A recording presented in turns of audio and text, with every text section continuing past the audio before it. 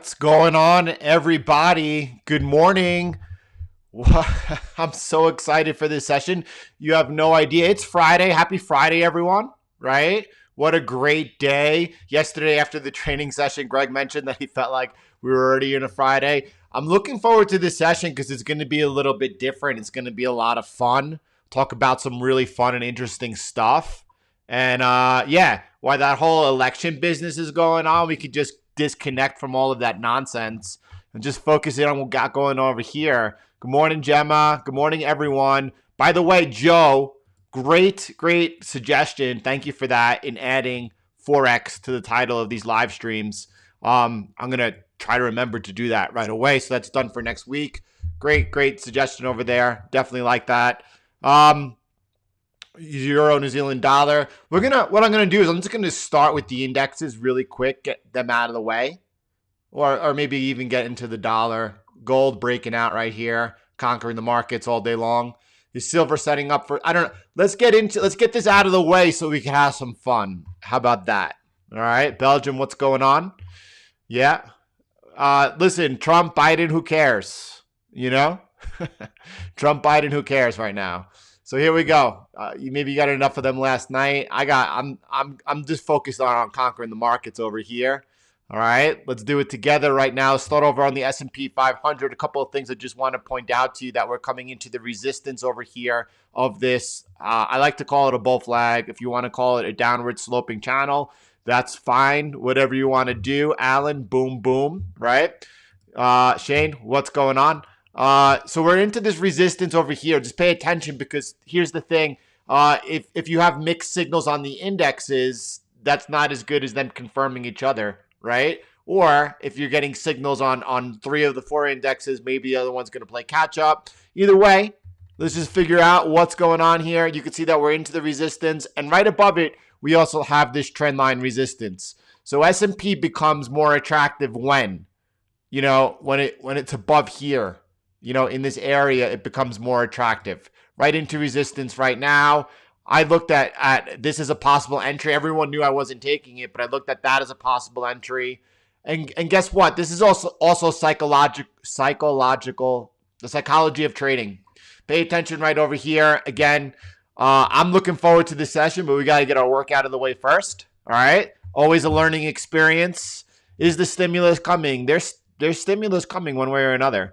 The markets, by the way, don't really care today, do they, about the stimulus? Because there's no stimulus coming anytime soon.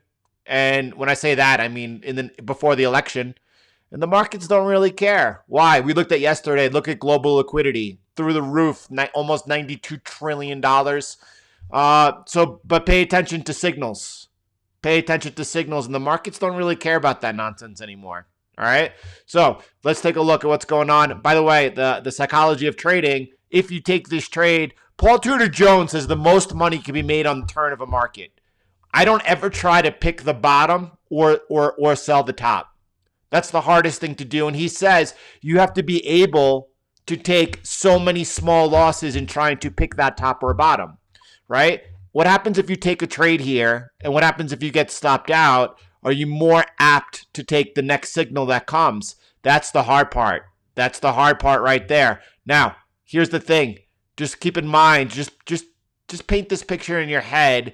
It's like retraining your brain, reprogramming it. Just notice what happens because I talk about often now I like the breakout, retest, resumption, right? That's high probability. A good entry when you see a bullish formation. This is a bullish formation, by the way, right? Is looking to buy off of the support. And look at that. Like, there's a possible entry. I wouldn't take it, but I'm just pointing it out. Nasdaq, however, is giving an entry right now, right? What do we see on the Nasdaq? We see the same channel, right? We see that we peaked down into that trend line over there, wicked up, but then we see now we're breaking right out of this channel here to the upside. As you can see over here, this trend line above it, making a higher high. So could someone be buying the Nasdaq this morning? Yeah, that's a signal over there. Do you want to do it on a Friday morning? I don't know. Why not? Alan pointed out this morning. Alan pointed out over here, this resistance at 1750 It's a good, strong local resistance. I'm going to add it in over there. And the reason I'm adding it in, right? And look over here. You can see this is the first touches. You could see local, a small level. You could see over here it held as support, and then you had all that little trouble as resistance. Now, the reason I'm adding it in here for you this morning, because if anyone takes this trade, as soon as you get into this little bit of local resistance, it's time to protect that trade. I mean, it looks like this is what we could be targeting, right? But as you get there, you got to protect that trade. You do want to take some profit here this morning, probably a little more than normal. When I say that, that's like 25, 30%, right? And then you're looking to move your stop loss to break even and protect your trade if you get into that. Let's take a look at the Dow. Yeah, gold breaking out over there. We'll talk about that in 1 second. We'll talk about everything. It's going to be fun. All right, so what's going on here with the Dow? Nothing else new. I pointed out in yesterday's update what I wasn't watching and why I wasn't watching it and what I could have been watching, because I'm always looking to learn from my mistakes. That's the whole thing. I just have this like whole growth mindset, and I'm always looking to learn. I'm always looking to improve my performance. Don't confuse with me being critical of myself as me being too hard on myself. I'm a pretty easygoing guy, but I do expect, well, high standards. I don't want to say perfection by any means. I'm not a perfectionist, but I do want, anyway, I want to perform well. Over here on the Russell, same exact thing. I mean, I looked at that trade. I pointed it out. Actually, we had over here this comment on yesterday's video, and the person was like, look, I love your humility. On the Russell 2K is a new index that you've added to your radar. Don't beat yourself up. We still value your analysis and explanation. And look, I was thinking about that this morning while I was making coffee before I read this comment. And I made a note. I noted to myself that I was also traveling earlier in the week, which took me off of my flow and off of my game. By the way, when that's happening to you, when you are out of your normal routine and schedule, trade less, right? All right, what else? Let's look at the DXY over here. Yeah, thanks, Roberto. Thanks for smashing that like button. Thanks for helping support the channel. Appreciate that very much, but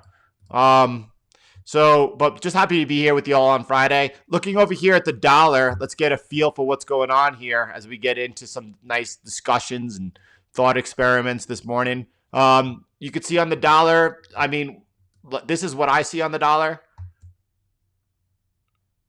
That we're between this range of no man's land. And I do think why I have been saying that we are sideways and therefore avoiding the dollar. And I also note that we're sideways with a strong bearish bias. But I don't know, maybe we're getting ready for a big move on the dollar. And I don't know which way it'll be. It could go either way, But right now, there's no play. You get that? Right now, there's no play on the dollar. Looks weak. We have that strong bearish bias here. But maybe a breakout of this little bit of whether it's to the upside or to the downside, especially if we break down right over here towards this area. Once we get below this trend line over there, that we could crush out the lows. I have targets below. We don't need to look at them right now. Right, the next one's all the way down around 90, 83, and then 88.40. Or we could break out here to the upside. Who knows? But right now, there's no edge. So that's beautiful to acknowledge and see. Let's look at the what is this? The gold, right? Gold has an entry here this morning. Let's take a look at it. This is something that we've been setting up for quite a while. Here it is happening right now. Look, you had the breakout, the retest, and now the resumption. There's your entry, conquering the markets all day long. If you miss the entry, don't chase it. But you could go ahead and put in a limit order to see if you get filled this session, no problem. Now, I have to say that my trend lines are pretty much different than everyone else's. TA is an art, and I defer to my trend lines. Anyway, everyone knows why I have them here. How I had this trend line over here, my little prime trend line over there. And then how before we came into that resistance, I cloned it, put it up there. That's what held as resistance. We then had another test of it right over here. And not only that, then after breaking out, that held as what support. So, I'm not saying anyone else is wrong. There's a million different ways to skin a cat, but I do like my trend lines. That's right, Doctor. TA is an art, right? It is not a science, and don't get so caught up in. You guys notice that sometimes I do broad strokes, right? Especially as I'm setting something up, I do broad strokes before I get like a little more intricate, and because it's an art, it's not a science. You got to be flexible. Silver, by the way, also. Yeah, by the way, Jordan, I think that a lot of musicians probably make really good traders. I'm not. I have no musical ability whatsoever. I cannot carry a tune. I cannot keep a beat. It took me forever to be able to clap in tune. But I think musicians probably make great traders, Look, we're not here to trigger anyone. We're not talking about politics. We got to be able to have a little bit of liberty with our language, and take everything with a grain of salt. Everyone is so tense. Lighten up. Enjoy life. Life is beautiful. Life is the greatest gift there is. It's all a mindset, listen to some Bob Marley, get going. Let's take a look over here. Intuitive. Is that because they're intuitive? Yeah, intuitive types are good. I have to think that. So I never heard that before. I want Zen. Intuitive types are good. I've never heard that before. That's something that I would characterize myself as being intuitive. And also, although not in the beginning, I think over the last, however many years, I've become very astute in being able to spot trends and analyze trends. And not just trends as in like market trending up or down, but overall, trends and being able to really spot and analyze them well.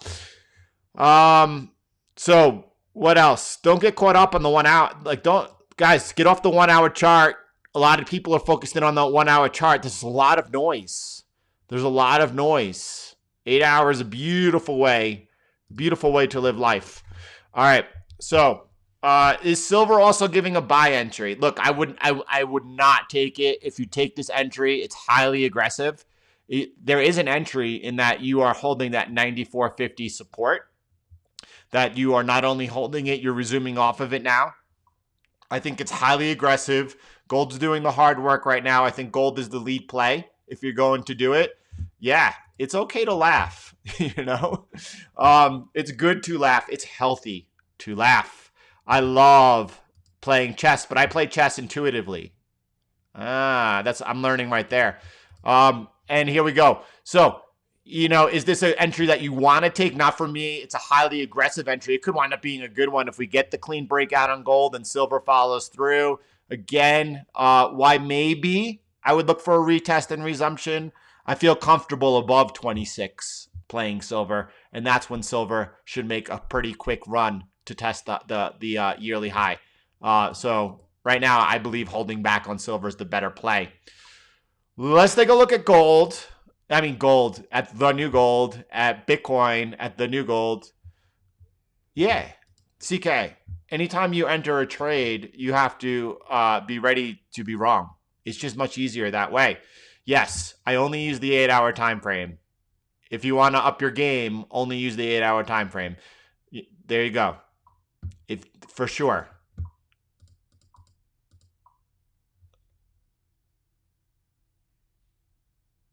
So Jordan, do you think that if gold makes, it will break from silver? No, I think if gold breaks out and it's a successful breakout over here, like the next thing you have on gold, by the way, is this. You see this little bit of area over here, like you see this resistance right there.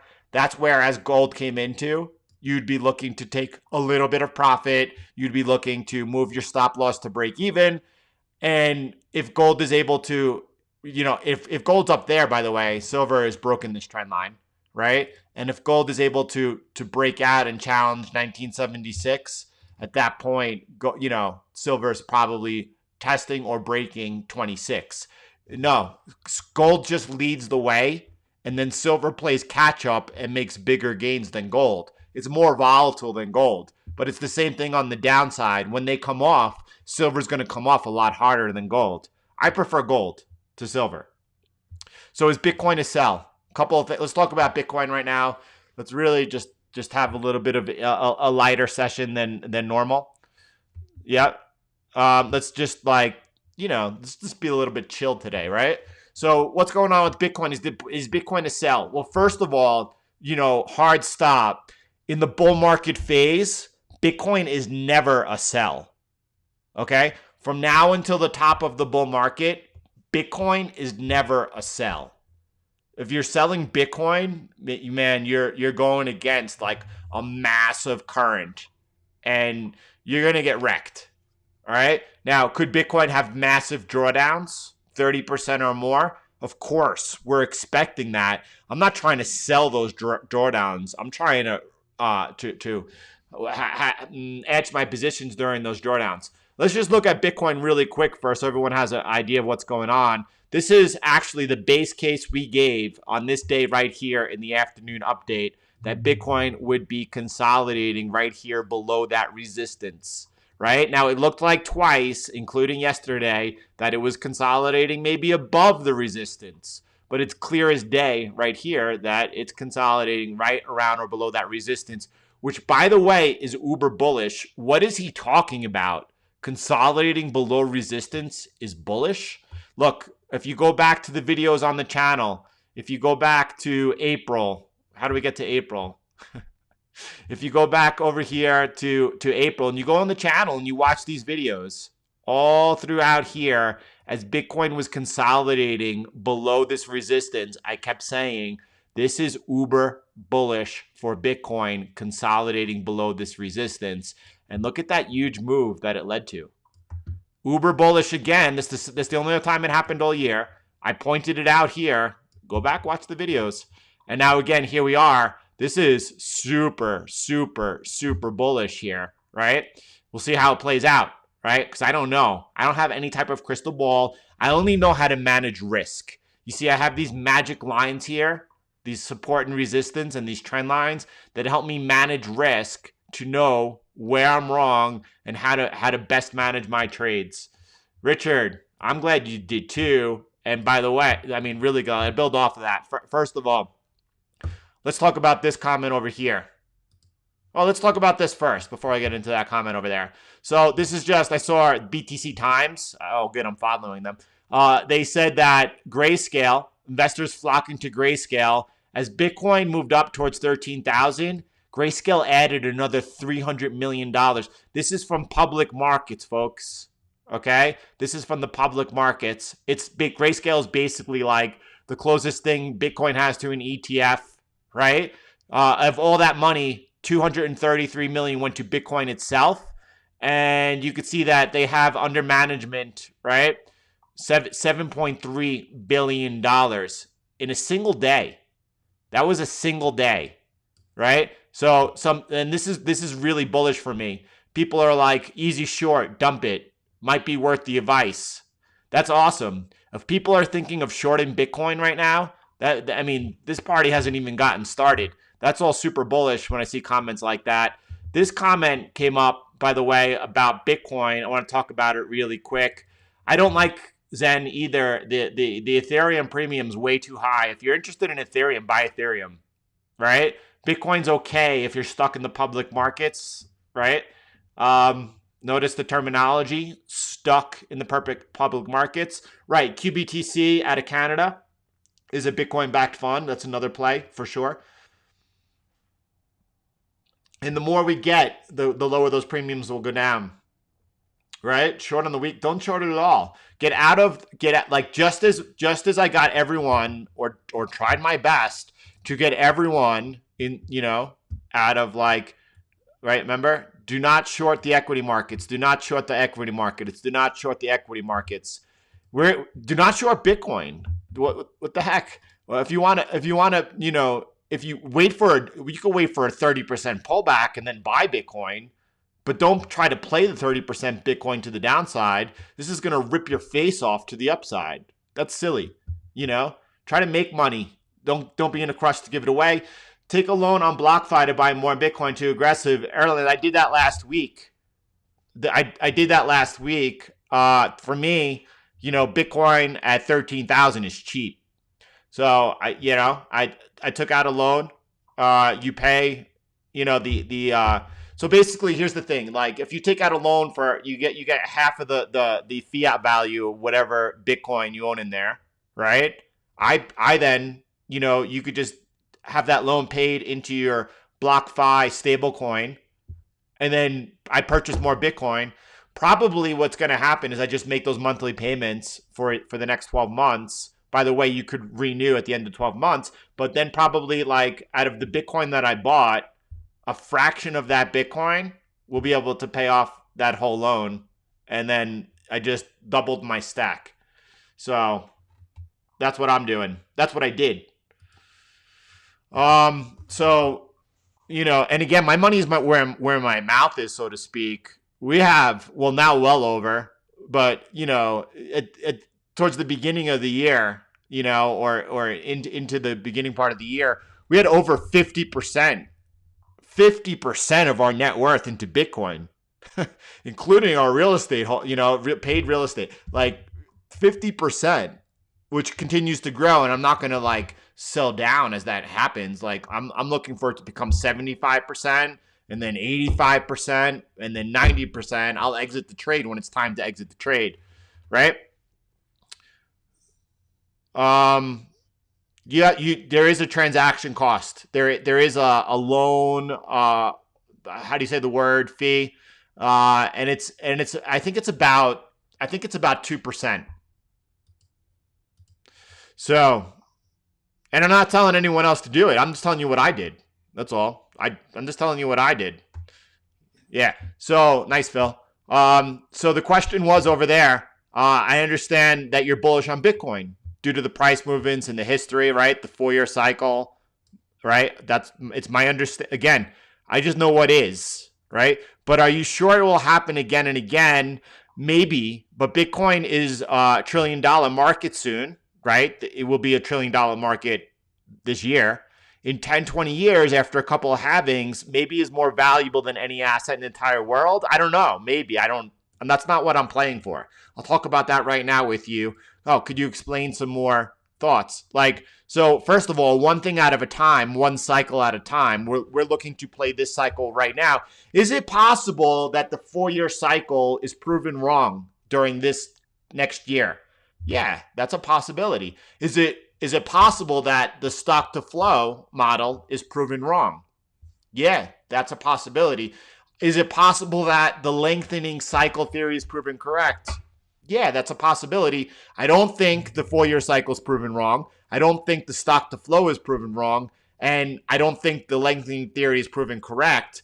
If the 4 years is proven wrong and the stock and the lengthening cycle is proven correct, big deal. I have to wait another year for my thesis to play out. Like that's the downside. Is Bitcoin going to zero? I mean, come on. So, I don't know, and I'm always looking for that risk, and nothing is a given. But I feel confident that in this cycle here, the 4-year cycle is going to play out. Not only that, you'll see a lot of people towards the top. We're not going to talk about that until we get there. Because that's a year from now. The whole micro landscape will be radically changed, right? We don't even know. Like whoever wins the election in a few weeks will radically change the macro landscape, right? So we'll figure that out as we get there. All right. Let me keep going over here first. By the way, what do we got in here? 1,200 people, 333 likes. Anyway, let me just have some fun. Let me keep going. Let me explain what's going on in my head. Share it with you. I do think that this cycle is going to play out exactly according to plan. Now, nothing's ever according to plan. What do I mean by that? Well, this was outside the plan. This whole dollar liquidity crisis was definitely not in the plan. And I don't think if we never had that dollar liquidity crisis that we would have lost this trend line. I feel very firm about that. We never would have lost that trend line had we not had a dollar liquidity crisis. You know what? Great. I picked up 48, 52 big, it was an opportunity. It wasn't fun, but a lot of money was also made back in March, right? So, all right, here we go. So, nothing goes according to plan, as Mike Tyson likes to say, everyone has a plan until they get punched in the face. A lot of people got punched in the face right here. That's for sure. So it's helpful to have that plan in place ahead of time. Okay. So do I think that it's going to be smooth sailing and everything's going to no, it's the markets. Do you ever see that meme of that huge roller coaster for holding Bitcoin? That's what it is. It looks easy in hindsight. Everyone will think you were a genius if you're able to hold through it afterwards. But there's nothing easy about it. It'll be like, oh, Bitcoin, that was easy money. Are you kidding? There's nothing easy about it whatsoever. Anyway, I do think that this cycle plays out. And I think at the top of this cycle, there's going to be all that FOMO going on. There's all going to be that huge emotion going on. And people are going to be like, Bitcoin's going to 1 million. And people are thinking they're not going to sell Bitcoin, and they're not going to sell Bitcoin. And a lot of people are going to ride that on the way back down. I'm not. I'm selling my Bitcoin at the top. Will I hold a small percentage, like 5%? Probably, for sure. A small percentage. Now, not only that, I think that the bear market phase is going to play out according to plan. And I'll be looking to reaccumulate exactly where I told you all, 15 months exactly, because Bitcoin is math. 15 months to the next halving, I'll be like, hey guys, I'm buying back in, and I'll look to play that cycle over again. And I'm not worried about what happens after that next cycle. That if you could, smartly play this cycle and then the next cycle, forget about the magnitude of wealth that you could create. I'm not worried about maybe after that cycle, maybe I don't sell my Bitcoin at the top. After maybe I don't sell it. Maybe I don't know what I'll do. That's a long time from now. That is 5 years from today. I have no idea what I'll do. I'll let you know. But maybe at that one, I'll be holding on to 50% of my Bitcoin or 75% of my Bitcoin. But I'm not looking for Bitcoin to overtake the US dollar at any time. Now, is that possible? It could happen. Yeah, there must be a 4 or 5% chance that could happen. You should probably own some in case it does. But that's not my goal. Do I think Bitcoin will overtake the market cap of gold? Yes, I do. I do not think it will happen this cycle. I do think it will happen next cycle. I understand as being someone who's a gold bug, someone who really is, there's not many more people more pro gold than myself. But at the same time, I understand the advantages of Bitcoin over gold because I own them both. Right? So I do think there will come, and you don't have public companies right now. You don't have public companies, holding their reserves in gold. But they are starting to hold it in Bitcoin. So that's that. How about that? Right? So good conversation. I'm not looking for Bitcoin. I don't know what Bitcoin is going to do in 10 years from now. I'm not looking for it to overtake the dollar as the world reserve currency by any means. Do I think there will become a time when central banks and countries are actually hold reserves in Bitcoin? I think that there are countries already building reserves in Bitcoin. I think that's all is going to happen. I think Bitcoin will overtake the market cap of gold. When we get there, we'll see what's next. I'm talking, 5 years from now. Let's hold on one thing at a time. Let's focus on this move right now as the bull market is just getting started. The bull market just started here, right? Breakout, retest. Now we got the resumption. We're just getting started here. The next, 14 months are going to be a wild ride. We're all prepared for it. All right.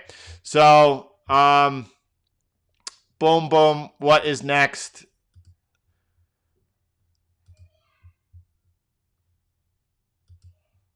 I don't know. What is next? We're going to make a free flow. Oh, I want to talk about this, by the way. Alan, I saw you in here earlier. I don't know if you're in here now, but listen, thank you for posting this. This was absolutely amazing. Raul was posting something here and Alan just, posted, hey, listen, Jordan's been predicting the decoupling between Bitcoin and equities and Bitcoin and the dollar for months now. You should invite him on your guest. I mean, I'm a huge fan of Raul. I'm a huge fan, and not that I necessarily agree with, I enjoy his perspective immensely. How about that? As I do a lot of people. I want to learn from everyone. And I'm a subscriber and supporter of Real Vision. I love their content. It was amazing that Alan just even thought that. And then the comments below were so beautiful. So I just want to thank you all. Dude is so dialed in. It's ridiculous, right? And a much different time frame than Raul. So it's a nice compliment. People were talking about over here that accurate guidance. People were talking about that, let's say, most humble of anyone out of FinTwit YouTube. Thank you. That, look, I can't predict the future. I admit that. But he expressed his thoughts on what he believes and is likely to transpire, right? That's worth a thumbs down. He's the least. This was, you have no idea how much this meant to me. He's the, and if you don't like me sharing what's important to me with you, then just leave.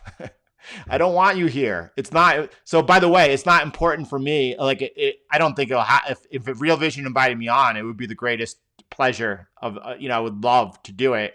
But it's not because like I want to. By the way, I was talking with Brad last week. We were having dinner. Brad just built the website and he's talking about like, whether or not like it would be smart to do like any type of advertising for the channel. And I'm like, I'm not looking to grow the channel. I'm not looking to grow the channel, like actively seeking to grow. I love it as it is. I love the people that I'm with and I enjoy sharing with them. And I'm hoping that all together we continue to grow strong. But when someone says, he's the least visible, important thinker about Bitcoin, man, that was awesome. Oh my God, I didn't even like that. Was just, thank you for saying that. Anyway,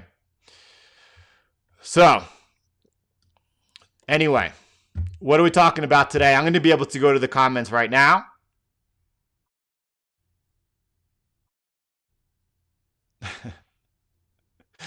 Let's go to the comments right now. It's Friday. I'm just here, all sorts of relaxed. What's your thoughts on Tesla? We'll start with that right now. So interesting here what's interesting is the markets are like kind of bid. Nasdaq giving a signal over there. S&P still caught in that bull flag and Tesla trading down. Let's go ahead and add one more trend line over here because if it breaks down, it could. So by the way, I was also thinking this morning, right? And I'm not trying to trigger anyone. That's interesting, by the way. Like what I was doing was adding this point right there and then this point. I see that's where the body closed and I see that we're below that right now. So I don't know what's going on there. I wouldn't take a trade. I don't know what's going on there. And guess what? We'll keep following it until we're like, okay, now it's clear what's going on over there, right? You all remember when I said I would not take this trade to the upside? I don't know what's going on. I think you're better off staying aside. I do think this, though. I was thinking, actually this morning as I was making my coffee, I was thinking on election night, a couple of weeks from now, I'm just sharing my opinions here.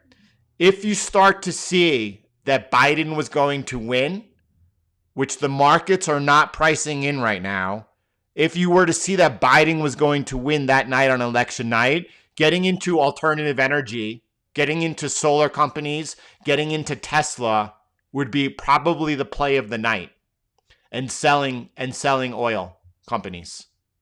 So just keep that in mind. So right now I don't see that. Anything else going over there? Jordan is rude. May need a filter. You chop people up. I don't mean to be rude to anyone. So I'm sorry.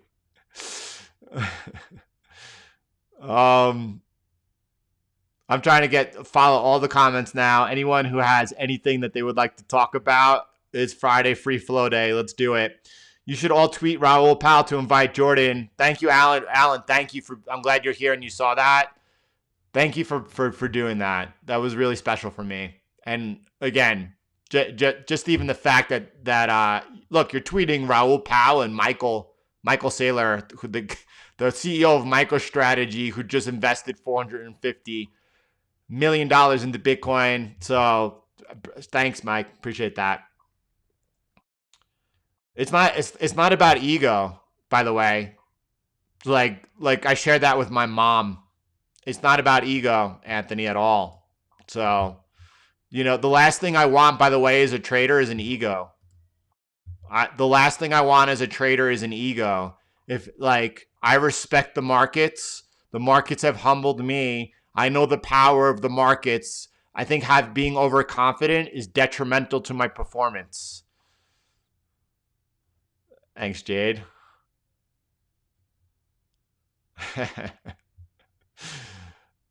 Euro Australian dollar. Let's check it out. Right? We were watching the breakout. Oh, look at that. It's beautiful retest. This is beautiful. So this is just to give everyone a really quick understanding of what's going on. This is a huge consolidation, right? It's from June to October. Now you got the breakout and now a perfect retest looking for a resumption up. We belong on the 8-hour. That's an entry there this morning.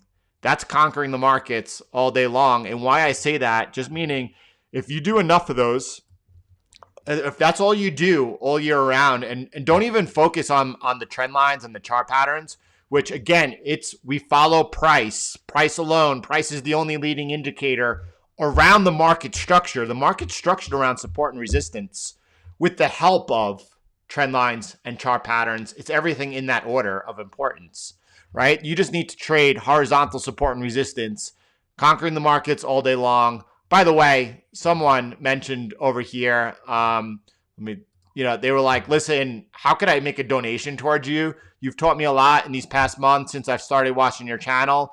And here's the thing, just take the course. Lots of people have done that to say thank you. They learned something new in the process, as well as become part of the closer community. And this is the thing. This is just conquering the markets all day long. It's a beautiful, beautiful entry. It's a beautiful trade. And guess what? You could be wrong, right? You could be wrong on this trade. And it doesn't matter. If you take this all year long, you're going to be a profitable trader, right? Hold on. Let's go. Boom, good day. Yeah, Chris. I also, but by the way, so Chris, I enjoy Pop's podcast. It's one of my favorite because it's so well-rounded, and I'm a firm believer of growth mindset, really just learning from everyone. And I could listen to like I enjoy Bitcoin-only podcasts, right? Or I used to listen to them a lot. I don't really anymore too often, but I used to listen to them a lot to really learn about Bitcoin. And it took like 2 years of studying Bitcoin all the time to understand Bitcoin. And some people think they just walk into the room and they're like, I don't like Bitcoin. Like, yeah, thanks for your opinion. Do you know what Bitcoin is? Yeah, I know Bitcoin. Oh yeah? Tell me about it. People don't know what Bitcoin is. So Pomp is awesome because he interviews people from all walks of life, all industries, and you could just learn a lot from so many different people. Tesla's a huge mess. That's right. So Kips has not only been right, for sure.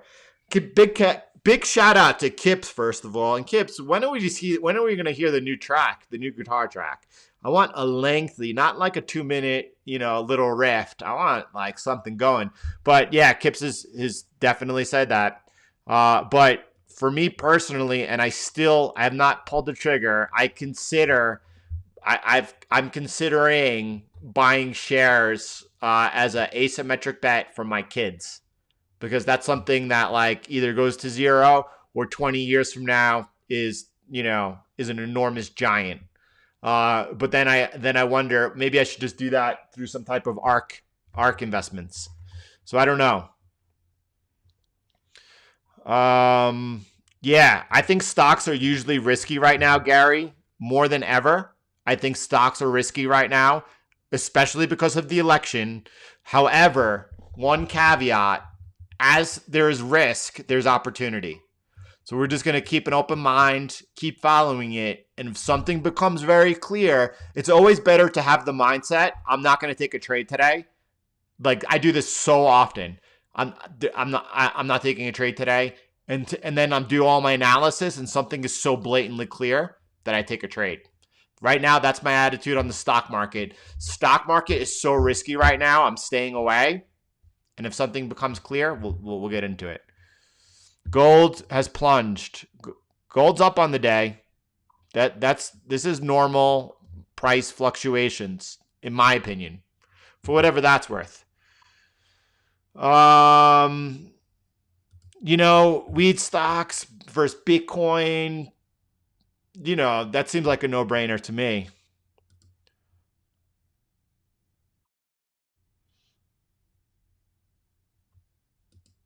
Oh, okay, this is good. Do we have an index of solar companies or a solar company we could look at? I would like to check that out. That's good. I would love to look into that to see. That could very well be. And by the way, I absolutely love to be shown that I'm wrong, because then I learned what is correct, and that's my only desire is to know what it is. I don't care if I'm right or wrong. Oh, wait. Why do you feel the need to be involved? The guy needs to know how to pronounce a word properly. Oh, yeah. Wait, I mean, I'm sorry. I listen sincerely. I'm glad I caught that comment. I do apologize for my mispronunciation of many different words.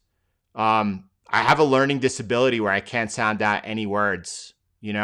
I had to learn English by memorization as a kid, because I can't sound out words to this day. So, listen, if that bothers you, I'm sorry. If you're not able to, if that bothers you, I'm sorry. There's nothing else I could say about that. I can't sound out words, and imagine learning a second language when you can't sound out words, how difficult that has been. So, man, I wish I was better, but it's difficult for me. So, look, really, I apologize for my ineptness. Energy has been bid. See, Glenn, I like to hear that. I like to hear that. And alt energy has been bid for weeks now. So then that means that it's pricing up for sure. Then it's pricing in a Biden win for sure. Euro, New Zealand dollar. So I mean, I see a couple of things looking at it. Like, take this line, clone it in your mind, and put it right here. Right, that's pretty clear. Here, like, this is pretty clear, by the way. I mean, I also see it sideways right now in a lot of aspects. That's the first thing I see, that it's sideways. No, that's not a cloned line. Like, do you see how I did that? And that's, although that works, these two do not, right? So I don't normally do this. I'm going to do this. Like, is that playing out? I don't know. Like, I'm just trying to figure it all out and see. And then if I the first thing I see and the end of this is that we're sideways. But I think that not only that, I think that we're I think that's also like an ascending wedge that's possibly developing. And when I say we're sideways, what I first saw was all of this. So I don't know. That was a little weird for me. I'm gonna get rid of this one here because I don't need that. Right? And I guess this is what I'm focused on right now. Right? So we're getting a bit of an ascending wedge over there. If so, are you buying here off this? That's a buy signal if you're playing that. That's a little bit of local support for sure right there as well. That's anyone that was buying that, and I would consider it if it weren't Friday morning. Friday morning, I would consider that. Huh. Would I enter gold right now? Yeah.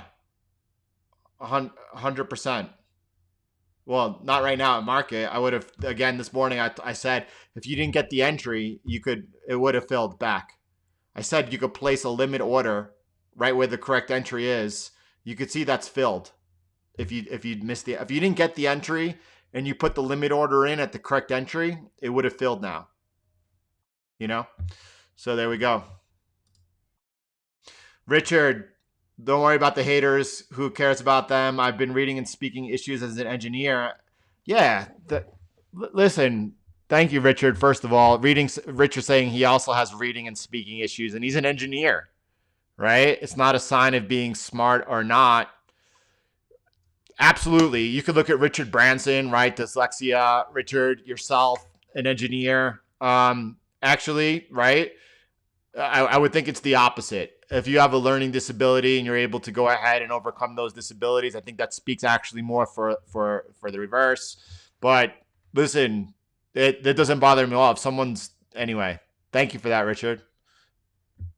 Is 500 a target? I don't think. Yeah, it's a strong target. Let's talk about Ethereum really quick. I'm going to keep going through all of the. Oh, and then I'll get to your comment in 1 second, Kips. That's a good, intelligent discussion, and we'll keep going about that. So Ethereum, is 500 a target? Yeah, 500 is the next target. I don't think that's where Ethereum tops out at. You know, once Ethereum gets through that next level over there, Ethereum is then going to be targeting, you know, up around 800 and above. So the next target right now, and I've said for weeks, I said as soon as we break 390, 500 could come quickly. I still maintain that, right? But why Bitcoin is consolidating below the resistance, you see Ethereum also consolidating at resistance. So that's awesome over there. Yeah, Nasdaq, we'll look at the peso versus the dollar for sure as we get over there. Okay, for sure, we'll look at the dollar peso. What else? So Kips is saying this is important. Pay attention. All the media is saying it's a Biden victory. So why is it not priced in? So here's the thing. I'm not following completely your train of thought, but go back to the 2016 election. Okay, what was priced into the markets? A Hillary win, right? So when it turned out election night that Trump was going to win, there was a massive opportunity in the market because the market was not pricing that in. Okay, so fast forward to today, right? What's priced in, right? Is Biden being priced into the market? And if it is, and you're seeing alternative energy bid, if it turns out election night that Trump's the clear winner, then maybe the trade is to sell alternative energy. Okay, I think that. Well, I think that the market personally, this is just my opinion. I don't know that I'm right or wrong. I think if the market was pricing in a Biden victory, I personally think that maybe it would be under a little more pressure. That's what now I know there's talk of massive amount of stimulus. Listen, I also think that the Republicans will win the Senate. And if Biden wins the presidency and the Republicans hold on to the Senate, that's the worst case scenario for growth. That's the worst case scenario for growth there is, right? And it's going to be very hard to pass massive stimulus bills if you don't control the Senate. So that would not be. Anyway, we'll see what happens. Australian dollar, Canadian dollar. That looks like a good opportunity, selling into that retest of resistance over there, right? It's not giving a trigger. I don't, by the way, just, PS, if this is the resistance, I don't like taking an entry so far away. So like I would not take an entry here, even if this was not a Friday morning. I would not, if that made a lower low, I would not take an entry. This is just too far away. I would be waiting and seeing what happens. But if next week, if Monday during London, we've held this resistance, actually came back up and tested and made the lower low, that would be a nice selling opportunity on the Australian dollar, Canadian dollar. That's worth flagging. Me too. I need to be more active on Twitter. I read Twitter every day. I definitely retweet whatever I find interesting. Thank you, Carl. I don't know what FSLY is to talk about it. So you do have media, but you have financial desks, different quants analyzing the swing states, analyzing the voter registration in all those swing states. They're all predicting a Trump win. I personally, Jordan, do not trust the mainstream media and do not listen to them. And if you did listen to them in the last election, like as my wife, I was fully confident that who was going to be the winner, and it turned out correctly because I was following different information than the mainstream media. And if you go to the Brexit, it was the same thing. They had the polls were completely wrong. So if you're still following the media after their track record, do consider that. What do I think about Netflix? Is that an opportunity? Did they sell off recently because of their earnings and their growth being put under play? I mean, Netflix is kind of interesting, right? And if you let's extend that line over there. We're below that line. So by the way, getting back above that line, then that would bring up possible buying opportunities. Let's look at the next support over here. So do you also see that if I clone this line, there's one here and those touches there. Let's just add that in. I think this one looks a little bit straighter. Look at this. That's perfect. I thought it was down here. You see TradingView just move that line for me. But here we have some nice touches. Again, it's support. It's an art. It's not a science. Over here, I could see clearly that line belongs there. Again, touches into here. You're off support right now. You're off support right now, and it's giving an entry off support. Why it's a good place to go long here is because your risk is capped. You're targeting, right? Not to take full profits, but just where you're targeting is already a 1 to 1.5 risk to reward ratio.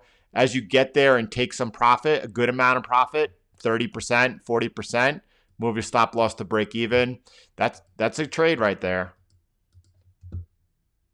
I could see myself when at the top of the Bitcoin bull market or when I exit the Bitcoin trade, I could see myself definitely buying some Pax Gold.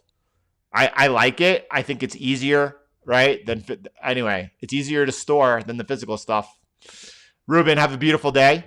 Thank you for that, brother. Have a beautiful weekend. Enjoy your weekend. No, there's nothing. There's no insight I could add to that. The question is about, with the possible bailout of airline stocks coming, is there anything I see that's not my forte? Yeah, gold. Gold is simple. Breakout, retest, resumption. Right there is the entry. So gold is back to an entry point right now. That's breakout, retest, resumption. There's the entry right over there. Thank you. I appreciate that. Monero has been leading the way here to the upside. Let's check it out. Where's my Monero? So Monero is giving a very bullish consolidation pattern right over here right now that all of you are familiar with, right? Look at that. Like that's super bullish consolidation pattern over here. Wait for the breakout to the upside or buy off the support. That's how you play that. I mean, I don't really for two things. I'm not ever attached to an individual trade. And I don't see gold falling. Gold's unchanged on the day. It's off its highs. Let's see where it ends up on the day. Once I enter a trade, this is super important. If you just listen to this today and just take this if you already don't follow it. Before you enter a trade, you have done your analysis. You know why you're entering that trade, and you know that if you take enough of those trades, you are profitable. You also know where your stop loss is. Your stop loss is where you know you're wrong on that trade, and your whole position size is dependent on how far away your stop loss is from your entry, right? You know what your max risk per that trade is. What are you risking? 1%? 0.5%? right? There's no attachment to any individual trade whatsoever. You are the casino. You know that if you take enough of them, you end up on the green side.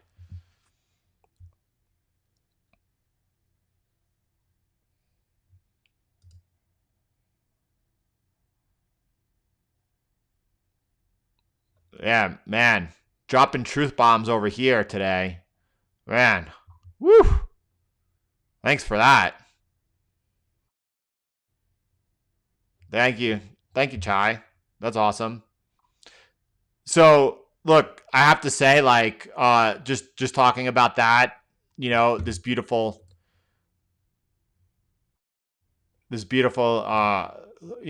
comment over here, and the other ones that follow it up, stroking your ego, validation. Uh, for me is, listen, I I know who I am. So at the end of the day, it doesn't even matter to me. I know who I am, and at the end of the day, it does not even matter to me. Not that who I am, what if others know or not. You know what I'm saying?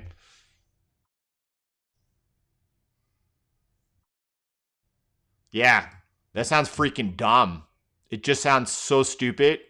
It just sounds so freaking dumb. I don't know. I have no idea, Andy. I have no idea. And that's just the best mind frame you could have.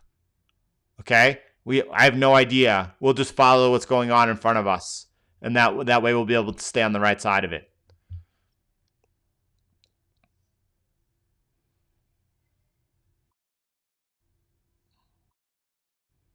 Well, I don't know what CRM is. Salesforce?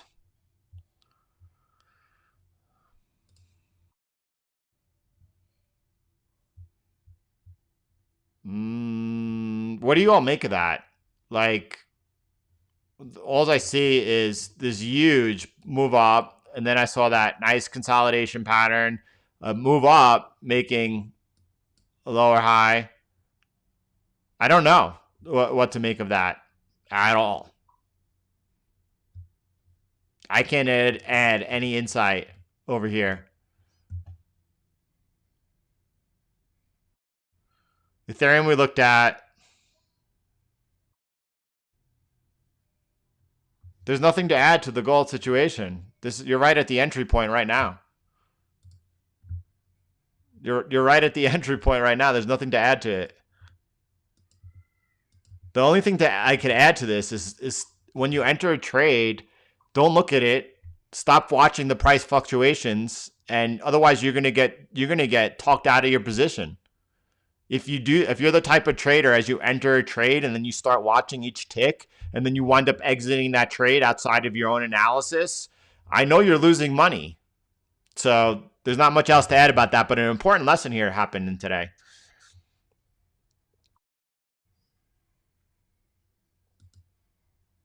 Yeah, it's all good. Only because I guess I'm a New Yorker. I have thick skin, but yeah, I mean, come on, this is a good place. Jordan, could you share the cost of the loan taken out on BlockFi? BlockFi, yeah, in their frequently asked questions, they explain it. I think there's a 2% loan fee, just in a 2% loan fee, I think, and then you're paying like around 9%. You're just making the monthly payments, and then at the end of the 12 months, either you have to pay back the money borrowed in dollars, not in or you have to renew that loan, paying that fee again, and renew the loan for another 12 months. But they have really clear frequently asked question sections. Boom. That's awesome, brother. That's awesome. Boom.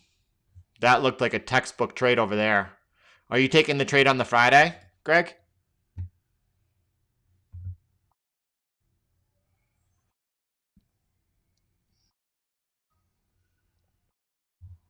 I think stocks are extraordinarily risky right here. This looks pretty good though. I think stocks are risky over here. This looks pretty good. That looks like a pretty clear descending wedge over here, right? You could see it coming into this area of support over here and a breakout over here. I mean, hey, listen, it's a good trade. Is it, if you have to wait for the confirmation. The worst thing you could ever do as a trader is say, oh, I see a descending wedge over here. I'm gonna buy too soon. That's why, by the way, retest, breakout, retest, resumption. That's why it's a high probability trade. High probability does not mean it's a perfect trade or it's always going to work out. It's just a high probability trade. And by waiting for the breakout and then the retest to make sure it wasn't a false breakout, which happened often, and then getting the resumption up, you're just giving yourself an edge, and you could stop being so preemptive of taking things before they happen. Yeah, I could see myself buying it in the future. Pax Gold. I could see myself. It's really hard to store physical gold. I could see myself buying Pax Gold in the future. I have not bought any yet. There's some really good analysis. I don't know who's done it or where to refer you to. I don't know that this is right, but you could try Ramp Capital Medium.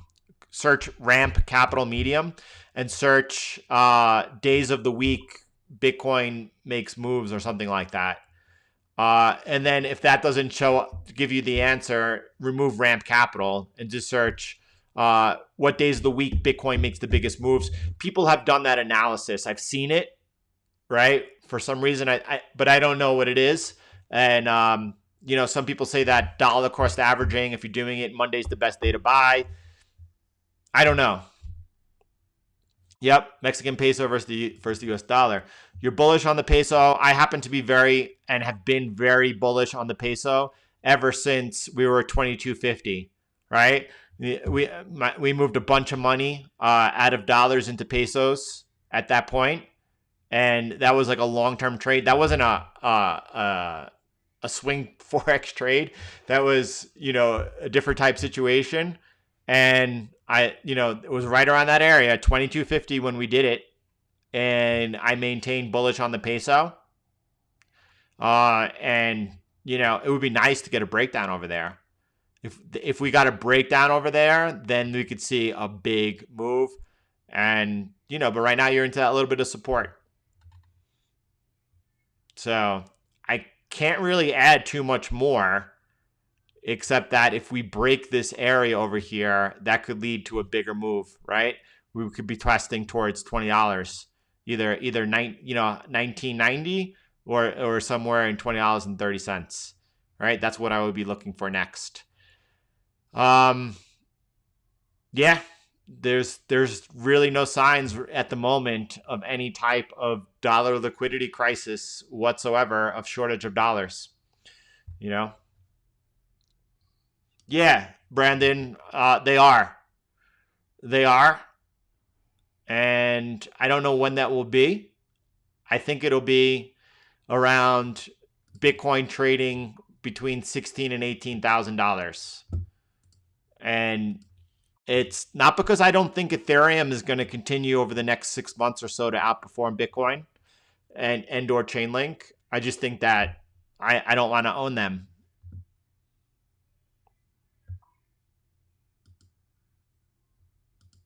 Kips is riding that anti-Australian dollar trade. He's been pointing that out across the board now for a while. What is Celsius?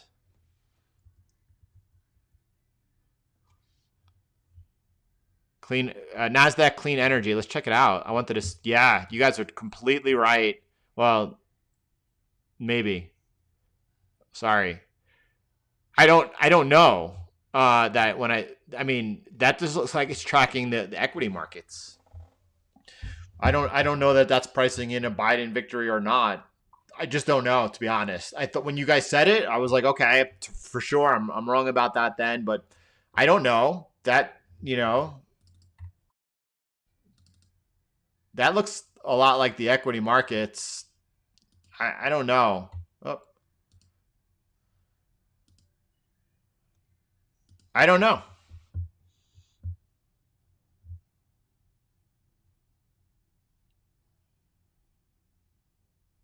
Canadian dollar, Japanese yen. And I just don't know. That's all. But I do believe if Biden wins the election, then I definitely still believe that this is a trade that you want to be involved in. Enough said.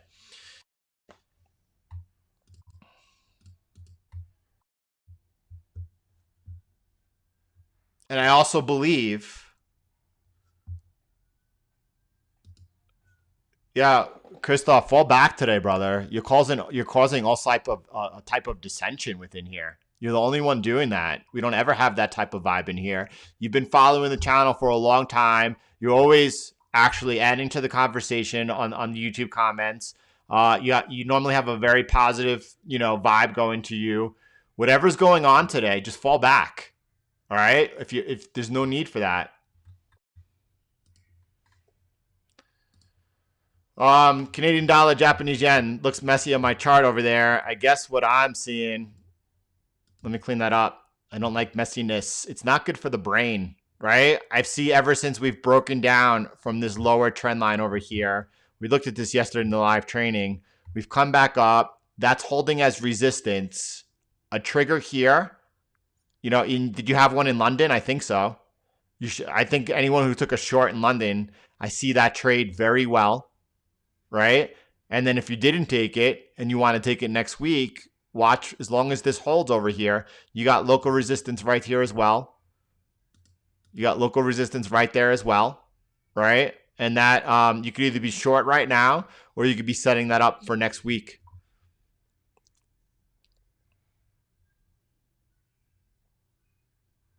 Thank you, Paul. I appreciate it, brother. But you know what? Like, sincerely, almost every day, people leave genuine comments, and you could tell when it's from the heart, and that's what makes me really fulfilled. And that's the whole thing. That's what, like, making money in the markets is one thing, that's whatever, a wife trying to do your best to really, to raise children and form them. That's real fulfillment. What I get from this community, that's real fulfillment. XRP is, man, look, let's talk about XRP because you guys all have known for years my thoughts on XRP. Bullish on the breakout technically right over here. Notice what happened though. It broke out and it fell back below. It had trouble getting back above that trend line while everything was breaking out. And then it got back above. This time it confirmed it. And then the retest was a good trade. It's making a higher swing high. But XRP is trading at 25 cents. All right. Bitcoin's trading at 13,000. Listen, the utility cross-border settlements, central banks are doing that themselves right now. Central banks are already releasing their digital currencies. Central banks are able to do this. The CBDC itself, the IMF's digital currency, is cross-border settlements. XRP's utility is running out, and then you have the company Ripple selling their massive holdings of XRP to fund their company to retail investors. This is the one thing that I really root for so many different cryptocurrency projects, and I believe there's going to be many successes. I highly caution XRP. And just be aware and don't short it. It could rip in your face. This thing rips to the upside because the company itself controls the supply. And they could rip. So just be careful. Sell into rips. I mean, take profit into rips. We've looked at gold. No, the course is, so the course is already, like, the course is invaluable. For the course cost next to nothing already. It cost next to nothing, and you cannot put a price on it.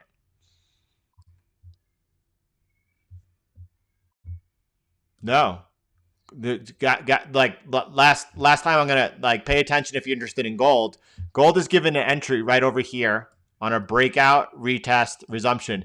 Is that a given that it's going to work out in profit? No.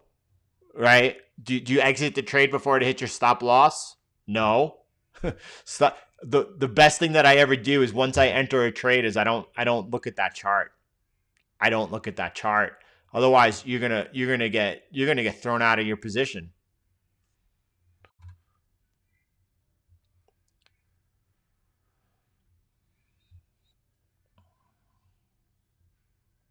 Now the CCI, what range is recommended? The true trend is just a variation of the CCI using the 70 period CCI and the 3 period CCI. So for CCI, I think the true trend is better. Why BlockFi versus FX Choice for Bitcoin? What are the advantages of each? One of the advantages of BlockFi, first of all, is that it's really easy to purchase Bitcoin with. FX Choice is easy to transfer in Bitcoin, but it's really easy to purchase Bitcoin. It's the only way that I've purchased Bitcoin for months. And they pay you interest on your Bitcoin holding, which is nice. It's kind of like FX. Never invest in a currency because of the swap. It's the pips that matter. And although it's nice to collect a little bit of interest if you're holding something, it's not why you should make that decision for that investment, right?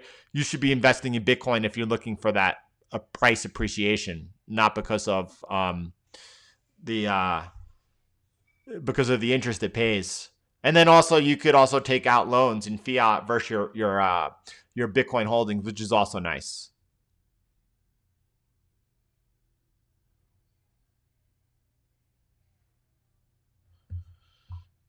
Yeah, let's look at DraftKings.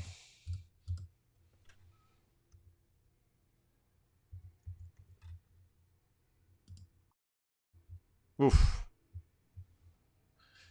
And what's just before we look at DraftKings, what is it, Penn? Yeah.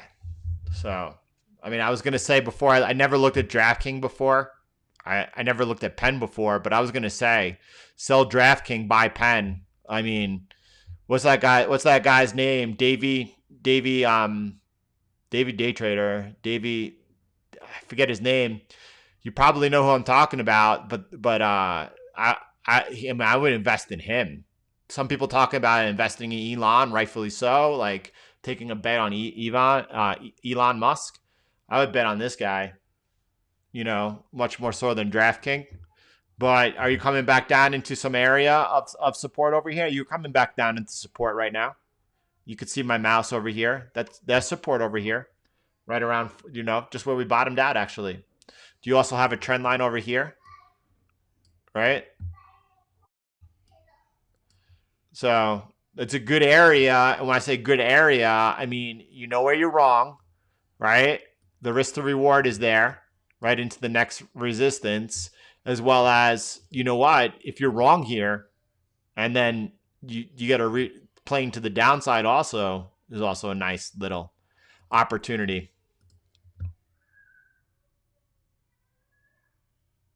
No, Maria.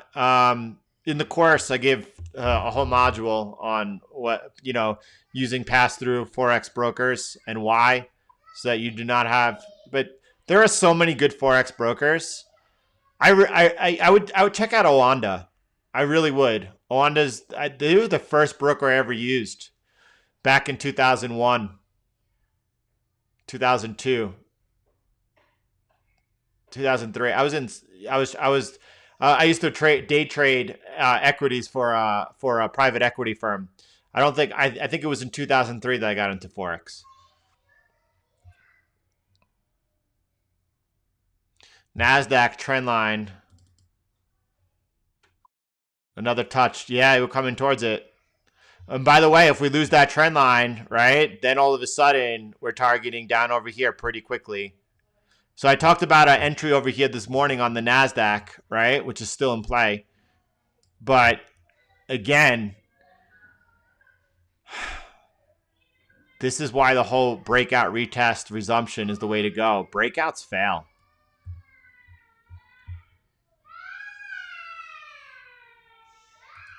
Yeah, you could trade Bitcoin right now on TD MetaTrade.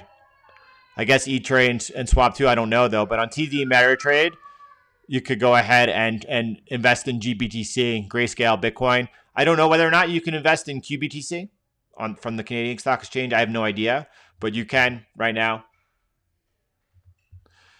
Yeah, let's look at Swiss franc, Japanese yen.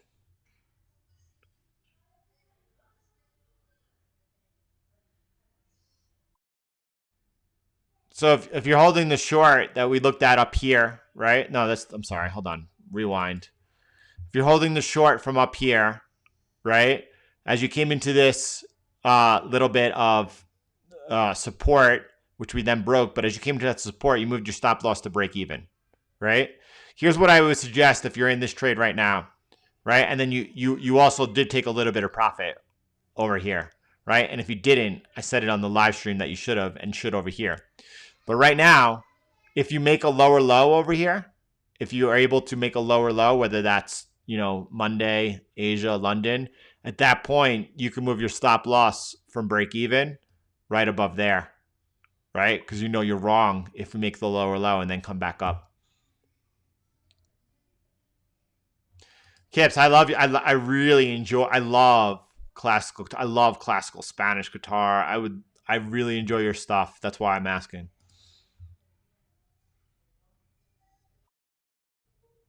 Xavier, we looked at gold 100 times during this session.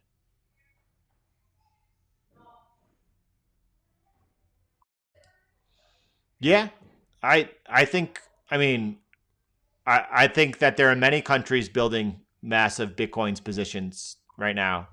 Who they are, I have no idea. We'll find out after they're done accumulating and they announce it, right? Is Russia? I don't know. Is China? I mean, China already has positioned it in through their miners more or less. Is Iran? I definitely, being that Iran has been a target of U.S. sanctions, for sure, Iran, I would think, is building up a massive Bitcoin position. Heath Factor. Great shout out to Heath. Awesome.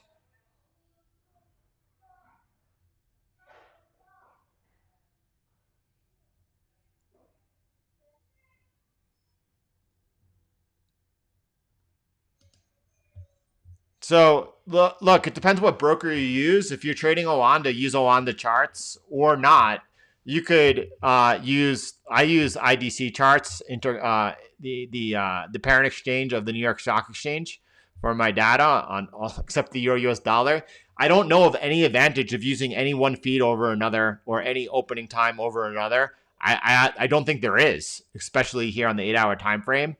So I don't recommend one over another to anyone because there's no edge that I know of, I think you could just trade what's on your chart. Literally I could pull up any data feed of Euro, Australian dollar and trade it. So, but I use IDC. I mean, by the way, people often are also wondering about any Bitcoin miners as well. I think the best investment's in Bitcoin itself. So other stocks you have. PayPal is obviously going to be benefiting now from Bitcoin. You have Square benefiting. Is Vimo a public company? I don't even know. But if they are, they're going to integrate Bitcoin soon. Otherwise, they're done, right? Too bad Stripe is not a public company and they're private. Otherwise, that would be a good one. But, I think Bitcoin itself is the better investment. So, Joe, let me talk about BlockFi and third-party risk. Anytime you hold Bitcoin at a third party, you do have third-party risk. Unquestionably. You should hold and secure your Bitcoin in multiple different ways, including offline in a hardware wallet. Maybe start looking into multi-sig, right? And also, holding some Bitcoin on exchanges is also, something that I do on various exchanges, right?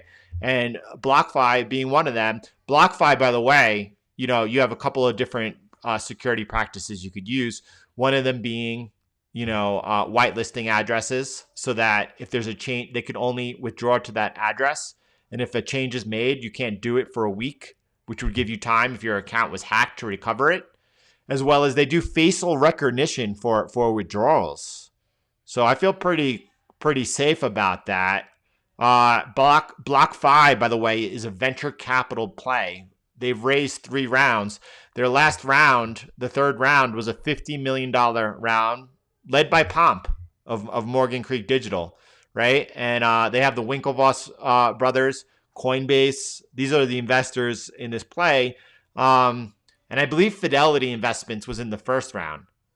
So they got significant backers here. I feel confident about it, or comfortable, I should say.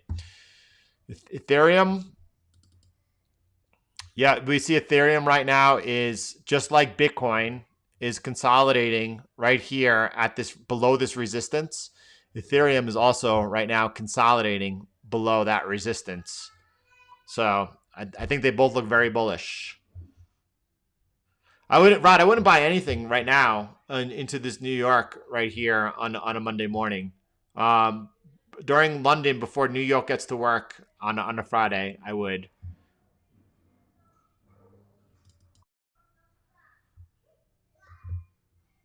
So I was looking here. If we came out of here, came up, we never got an entry, right? Would I buy here now? Not yet. Were you buying off of that trend line over there? I mean, it's not something that I see or would do.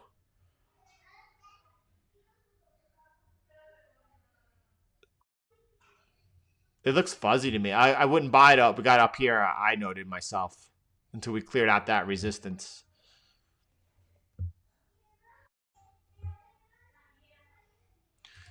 Anthony Pompilano, he runs, I think it's the highest rated podcast in finance. Anthony Pompilano is,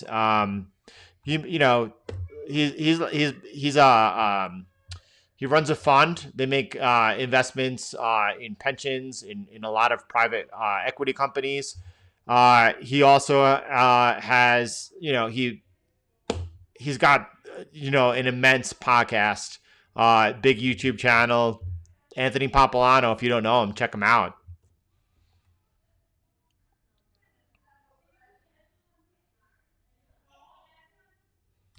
Stocks are risky. Big theme of the day. Thank you, Brent. That's first. Thank you. That's awesome. Right? Thank you. Thank you for acknowledging that.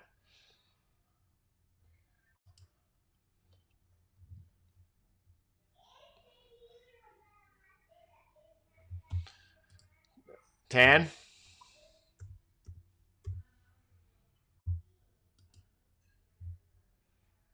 It looks a lot like that clean energy. That clean energy play that you guys showed me. Right? You guys, I mean, looks consolidating after making a high.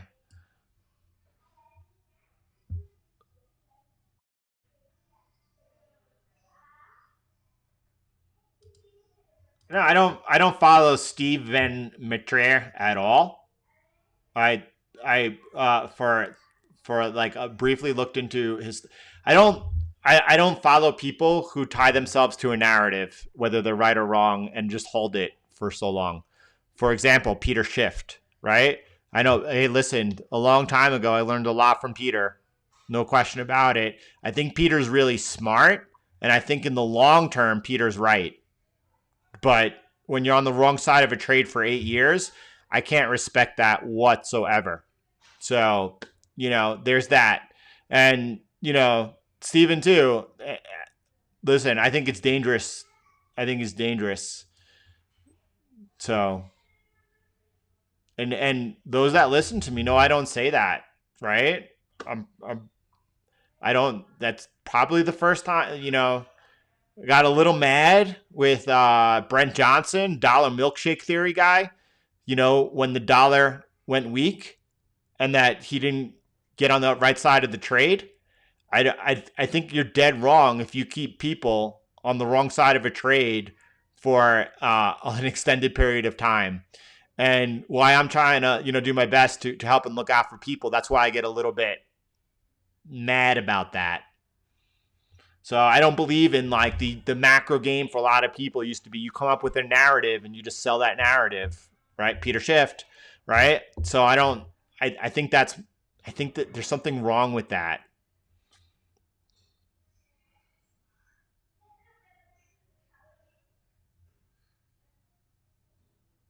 Not today, Kaya. I'm not going to go over it today because it's Friday.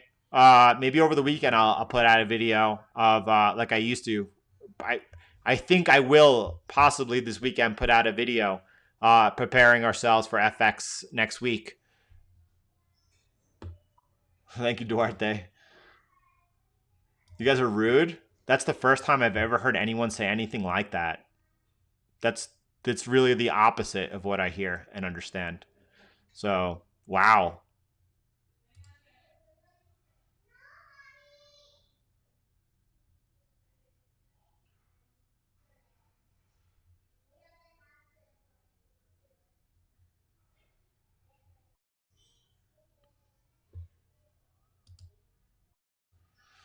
That's awesome, Justin. I highly recommend it. Right? You gotta. I tell people all the time. Those that listen, they see it and they're successful. Learn to profit and trade on FX. It's a cleaner market. It's easier to learn. It's easier to trade off of. And then you could go ahead and you can move over back to the indexes. You could trade on commodities, do whatever you want to do. But I definitely strongly recommend that. Thank you, Yasin.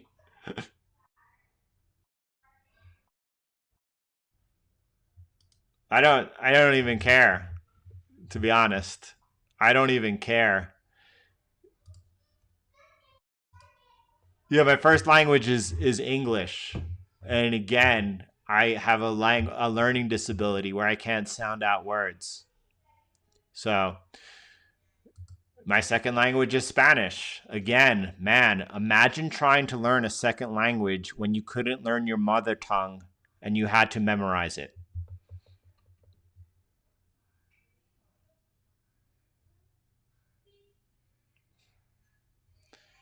So my only thoughts on that is for a long term investment, like for my children for the next 20 years, I would consider investing in ARK investments. Understanding, they're investing in the future here, that they're the ones doing their due diligence, not something that I is my thing that I want to or have the time for or could. So I think that is like Tesla, a good asymmetric bet, right? It could go to zero. It could be a juggernaut. Same thing with ARK investments. I think for like a long-term investment, it could be a good thing.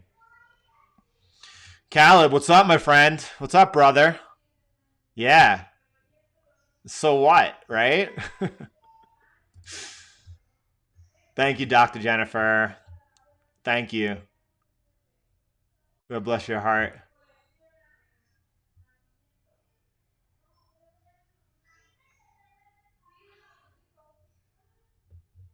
I'm not guys. Don't even care what they say. Listen, for me, what's important, by the way, is whether a person's a good person, whether they have a good heart, right? Whether they're kind, whether they're thoughtful, whether they're looking to be a better person. Status, that means zero to me. It means zero to me, right? I treat every person I meet the same, right? And the ones that get my respect are the ones that are good people, right? So don't even care what they say. Thank you, brother. Yeah, I am flawed, by the way. I raised my hand, Ruben. I am flawed. I'm a human being, and humans are flawed. There you go, Caleb. I'm the same way.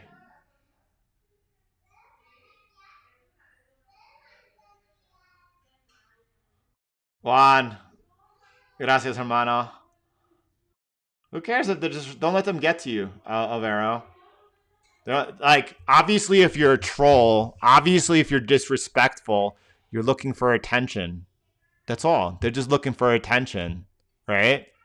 Man. So, by the way, I also happen to have an extraordinarily compassionate heart, and when I see someone that's wounded and looking for attention, I feel bad for them, you know.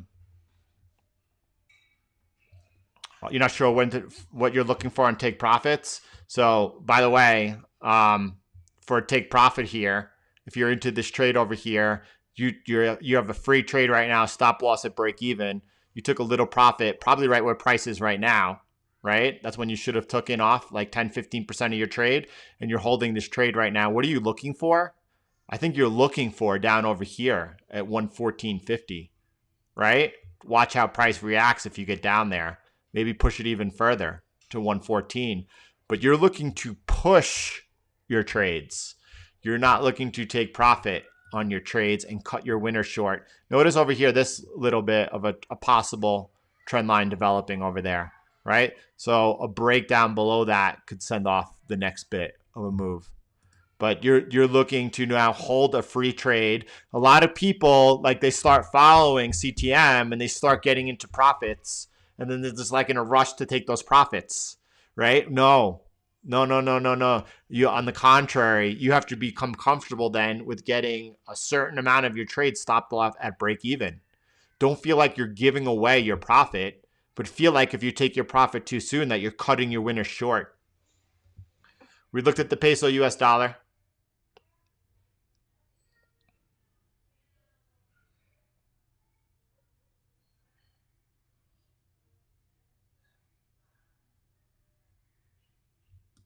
So any of my entries, yeah, they come intra-bar, right? As price makes that higher high, plus 1 pip plus the spread, or lower low, minus 1 pip. But you don't wait for that bar to close. You take it as the signal occurs.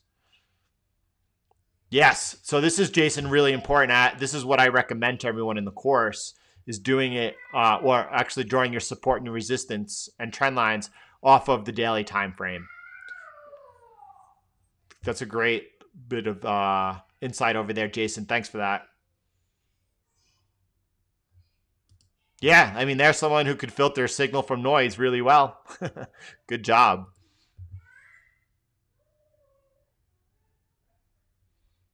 Yeah, I've been speaking it for like, I don't know, 45 years.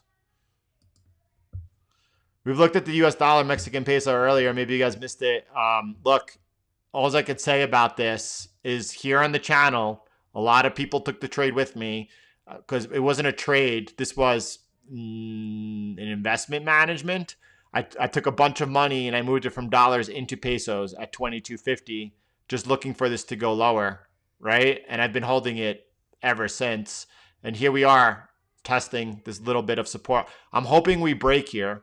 Obviously, if we break down, we could see the next leg down. But that's it.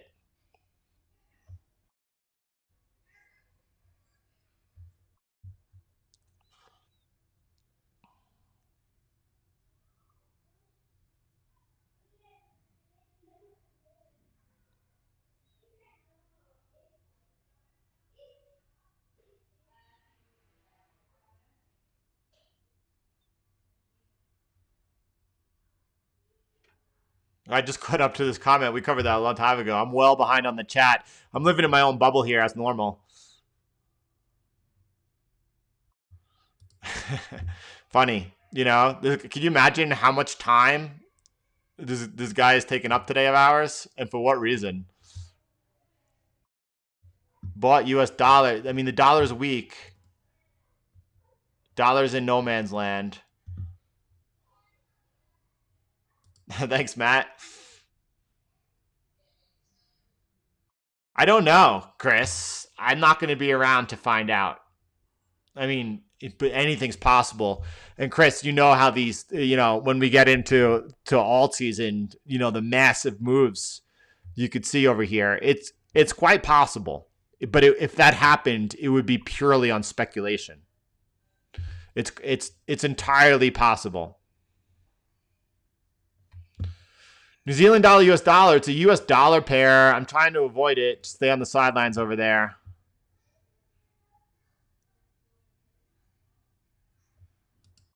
So, George, there's a great podcast, George. It's called the write this down. I hope you're still listening.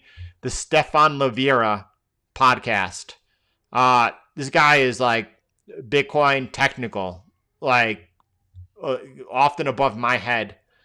And also, Austrian economics, which is my school of thought as well. And he had on there, he had the CEO of MicroStrategy. He had, what's his name over here? Michael Seiler. So Google Michael Seiler, Stefan Levira Bitcoin podcast and listen to that episode. Really good. And so a couple of things, like inflation's here and has been here forever, right? Since 2008, like extraordinarily. Everything that I buy on a monthly basis is more expensive. Look at the equity markets, like hyperinflationary. Food costs, hyperinflationary. Did you notice that all the food you buy is smaller, packaged smaller than it was 10 years ago? Like, do you not get that's inflation? That you're getting less for more money? Whatever, go ahead and buy a new PC. Okay, that a flat screen TV, that's cheaper, that's deflationary. Technology is enormously deflationary. Technology takes away jobs and gives lower cost of goods, for sure. So you have certain massive deflationary pressures coming from technology. But then, you look at other things and, if you guys paid your healthcare premium lately, what about your housing costs? I mean, Michael gives an amazing breakdown of all different levels of measuring inflation, whether that's using the CPI, which is completely stupid. And then he gives like 3 other categories and the different inflation rates for each, right? So inflation, in my opinion, has been here for a long time, is continuing to grow. Now, according to like the CPI, like that's probably going to be like 3 years from now, more or less 3 years from now, when we start seeing really inflation pick up. Overall, we're still on that, like according to like Federal Reserve standards, in a deflationary type environment, and that's going to continue. It takes a little while for that turn to take place. George, listen to like all sides of the argument. I personally like what Lynn Alden has to say on the subject. I also, Stanley Druckenmiller, huge fan. He talks about inflation coming, but he talks about it being a few years away. You have Dr. Lacey Hunt, the biggest deflationary trade of the past 40 years, now looking for signs of inflation, right? So when you have someone like that now, like those are the signs that I pay attention to. Is copper something that you'd want to pay attention to? Copper, for me, from my, is more of like looking for that. Copper's a play more on like if you, growth in China, looking for further type of, I don't want to say stimulus. Stimulus is the wrong word. Infrastructure building. That would be something that, I would be looking for copper. So copper, though, is above $3 and technically been breaking out. And that's how I'm following it. I don't play things like from like some type of macro level. I follow what's going on the charts, and that's how I nail it.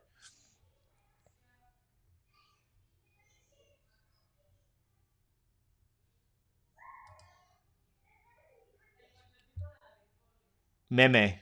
No, I'll say meme all day long. What you got with that? First, you're not going to tell me how to pronounce a word or how I like to pronounce a word or any type of terminology I like to say or when I like to say it. Never. Man, I can never imagine myself getting triggered by the way someone else pronounced something. Like, seriously and sincerely, I can never imagine myself being bothered by the way someone else pronounced something. Man, that's some weak. Anyway. Tezos, I think that, again, it's just, I don't like altcoins because, like, I don't like altcoins. I don't want to hold them, and that's why I sold my Tezos, right? Still holding Ethereum and Chainlink, but I will sell them regardless if they're going much higher or not. It's simply because at the end of the day, if something's going on, I don't want to be holding a speculative instrument and I'm happy to be holding Bitcoin.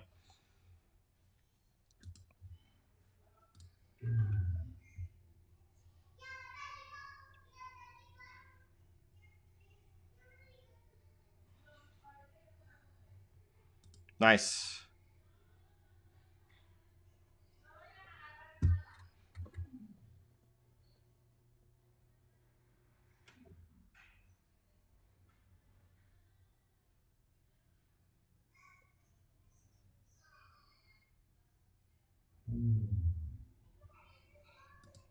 Yeah, I mean, this is a good point, right? So in 2016, the polls had Hillary with a clear win, but we're closer than they are right now.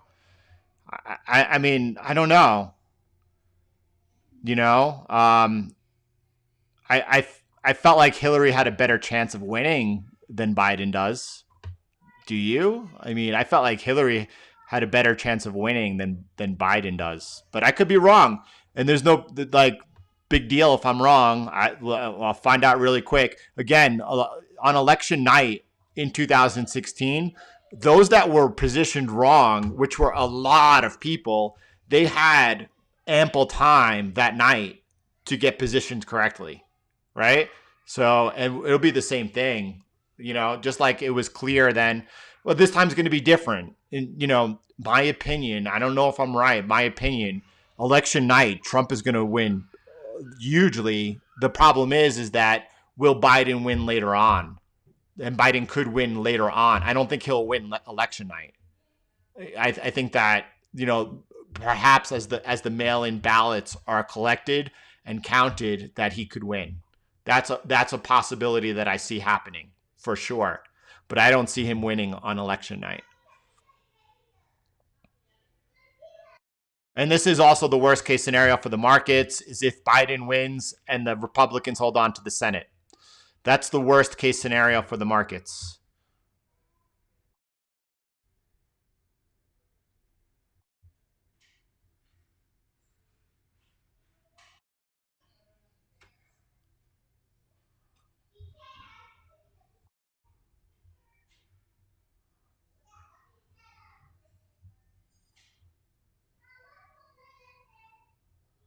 GameStop?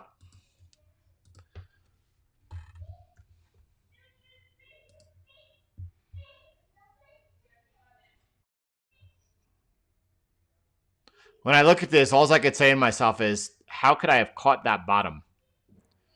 Right? I mean, you're into resistance right now after that big move up. I in downtrends, I like to sell resistance.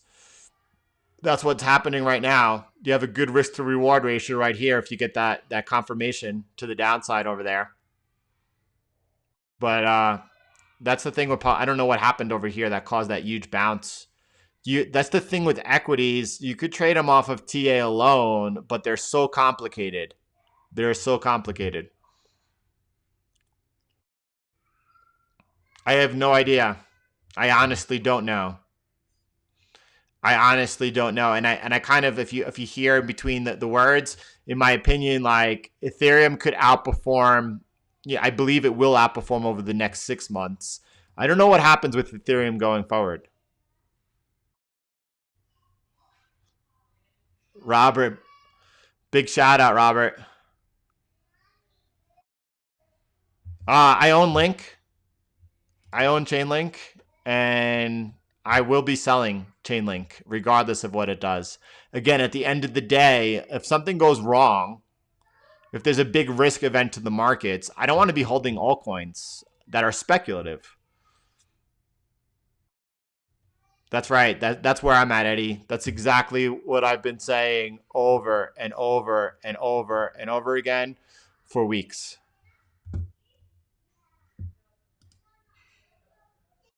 Yeah, well, I didn't realize that was part of your thesis, but that's true. We saw that last week, by the way, when the Chinese government, they strongly suggested to all their mills to no longer use Australian cotton. Oil is sideways. Oil is doing nothing and has been doing nothing. You know, look right over here. I said stay away from oil for months. It's just been going sideways. Will that continue? No.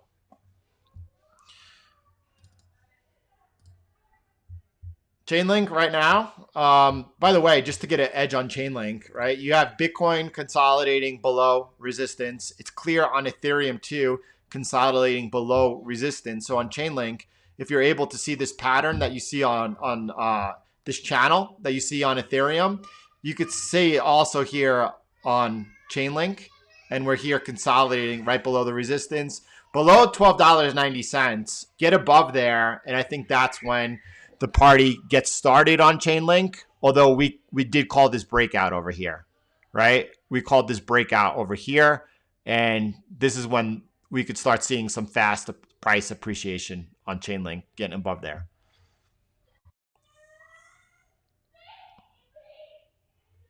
Yeah, go with your gut then. Then don't keep any money there.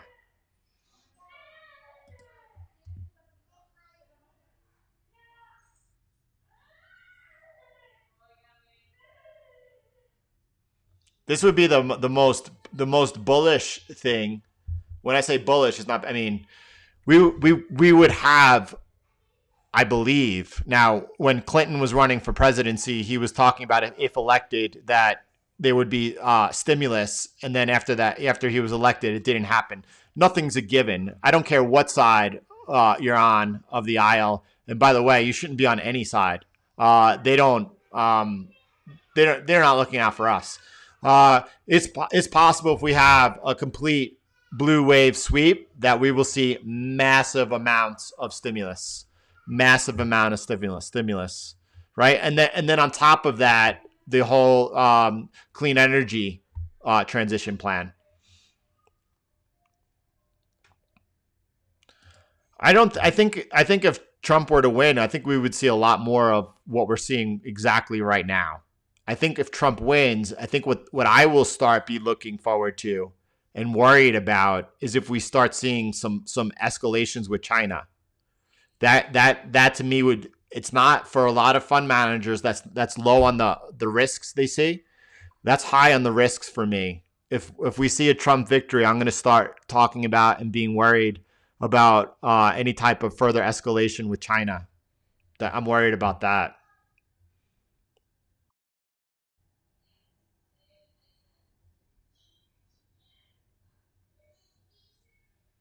Thanks, Dan. I had no idea it was such an issue with a lot of people. Anyway, that's right. Talk about Disney and everyone else starting those streaming services right away.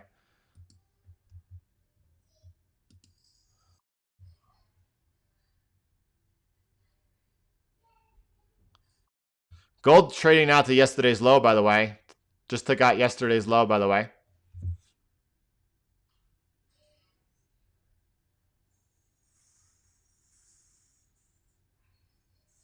The moderator is leading in the polls for sure. That's all I could say is the moderator of last night's debate is leading in the polls. Ruben, thanks, brother. See you next week. I think I'm so far off on all these comments. What? So far behind.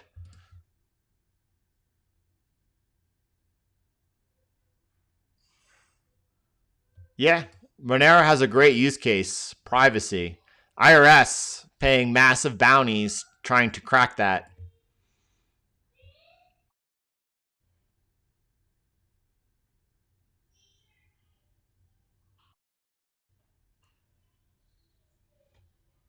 Kai, I would do that maybe over the weekend, if not on Monday.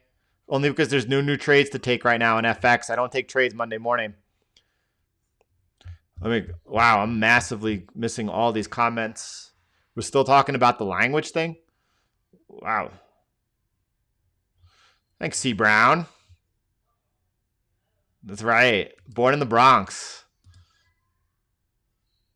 That's right. They really do. I just skipped down massively to these comments over here. ML, see you later.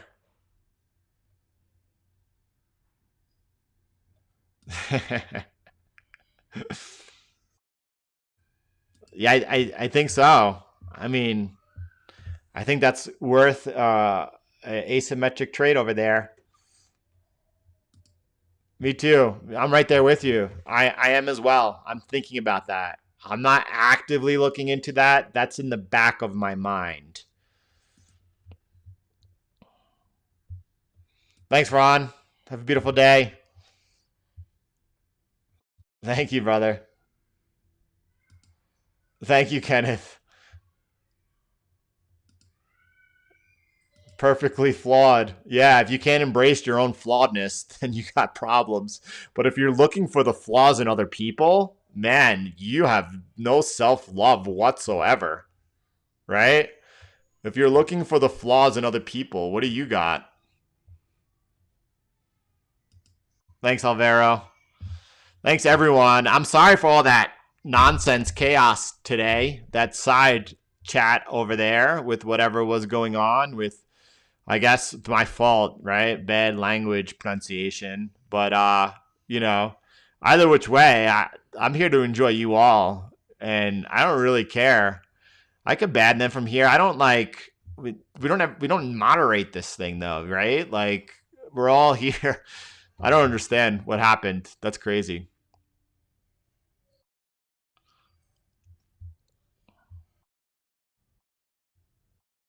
The Algene, I want to check that out. I didn't hear that at all. I think I would like to check that out. I'm glad you said that. Next time I see that, I'm going to take a look at that. Yeah, I haven't seen. Are they bigger or smaller, by the way? Because if you look at the Big Mac index, are they smaller or bigger? I'm curious. That's right.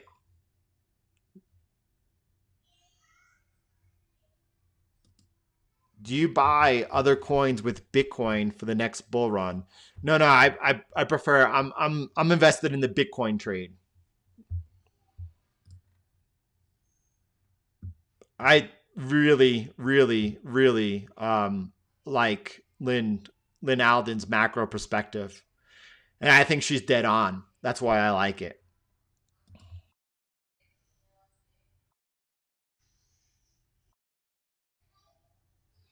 Stansberry Research has the interviewer that used to be on Kiko News. So yeah, she does great interviews.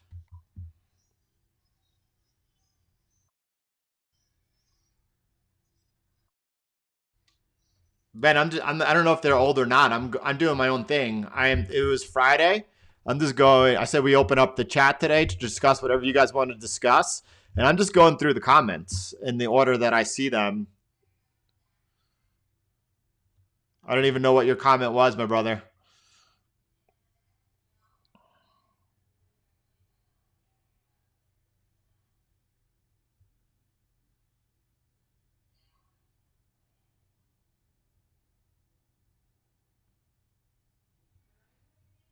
Look, you guys, if you have any tax questions, consult your, consult an accountant.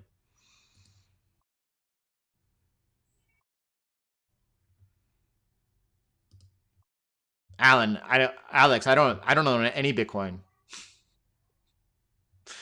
I mean, come on, man. Who asked someone how much money they have?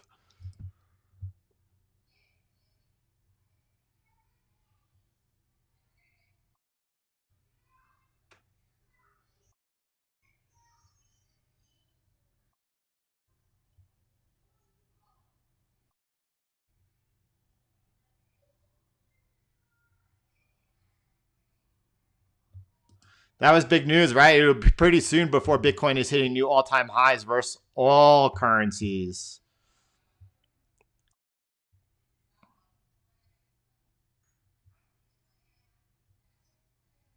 Shane, thanks, man. Have a great weekend. Is the outro music coming? That is the question. I just wanted to. By the way, if you're including a comment, it's important to me. I want to see what's going on. That's why I'm reading them all. But yeah, good session. Interesting, to, or at least.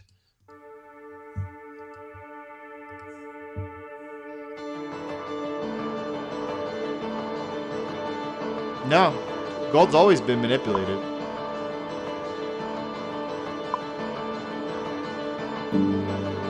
No, the only one other time I've pointed out the consolidation below resistance saying it was bullish, and that was in April of this year on Bitcoin. I see the same thing going on right now as I saw it back then. And back then I was like, this is super, super bullish. And this looks super, super bullish to me.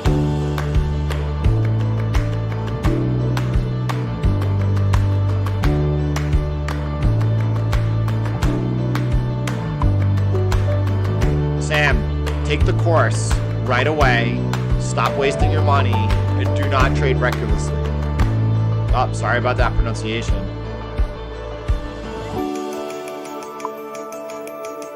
JR.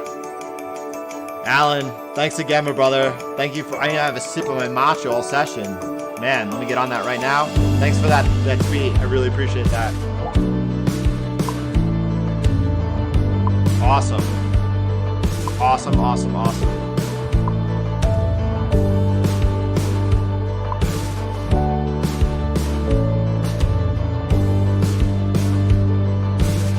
That's Benjamin, so that's Ben, right?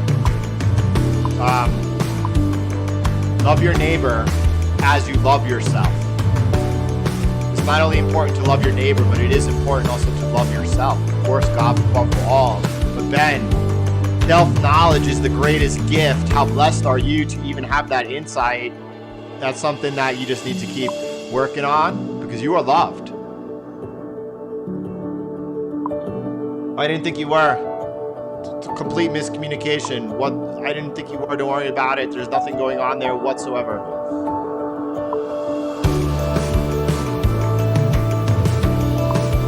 Thank you, Brian. This is the one comment I'm going to take today. It's what it is, right? And that's all I'm looking to do is provide an invaluable service and at the same time build this awesome community of supportive people that really are just looking to better themselves. Nice.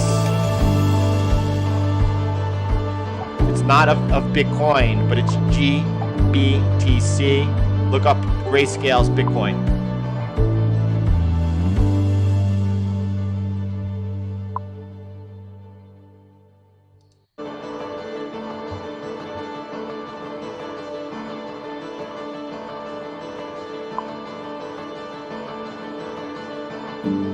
Oh, that's her name.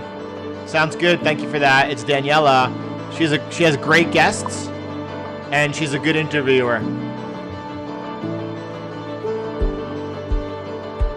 Bless you too, my brother.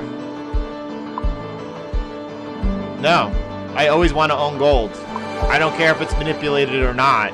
I want to own gold. I'm not one of, like, I believe Bitcoin is better than gold in the long run, and I love Bitcoin. But I also want to own that physical, shiny stuff eventually. By the way, also, what's his name? Who's the guy that compliments Lynn Alden very well? Luke Groman. I think Luke Groman is a really good follow. Hear what he's saying about the manipulation of gold and where it ends.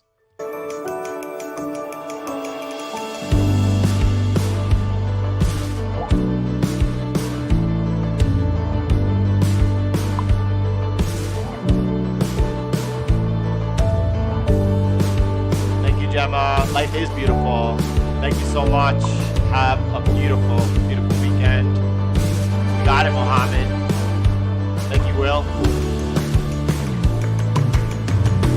Awesome, Emil. Happy to hear that. Happy to hear that very much. Looking forward to working with you more closely. Nice.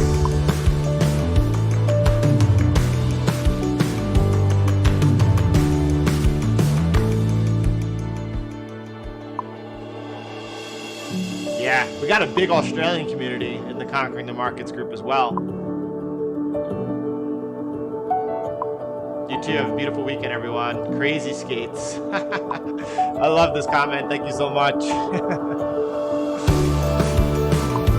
Awesome.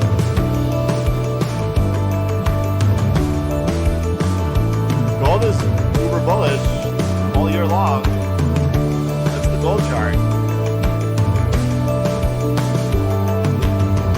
Ben.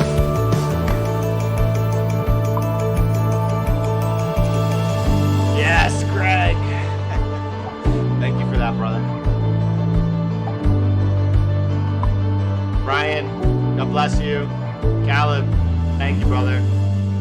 Everyone, thanks for the session. Sorry about all the noise. Again, filter out that noise, that nonsense. But either which way, we're not like you got to be like a duck. When water goes on a duck, it just like brushes off. All that nonsense is nothing but nonsense. I don't care if people think I pronounce anything or well or not. Really, who cares? I don't care. I know who I am. I know I'm loved. That's all. So everyone, God bless you. Have a beautiful weekend, and I'll talk to you soon.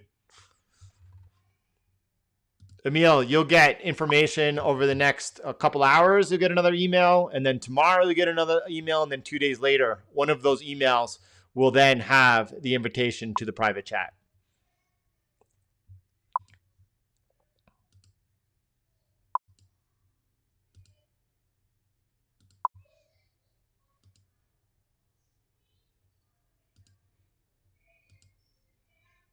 Gene, glad you're here, brother. Thanks for always being such a positive influence. That's right. You'll get the email about it. Thanks, G. Well, I don't know. I would check out Alanda and focus on Forex and then later move over to futures.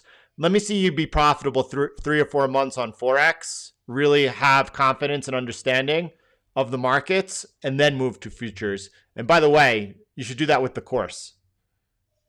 Thank you, Steve.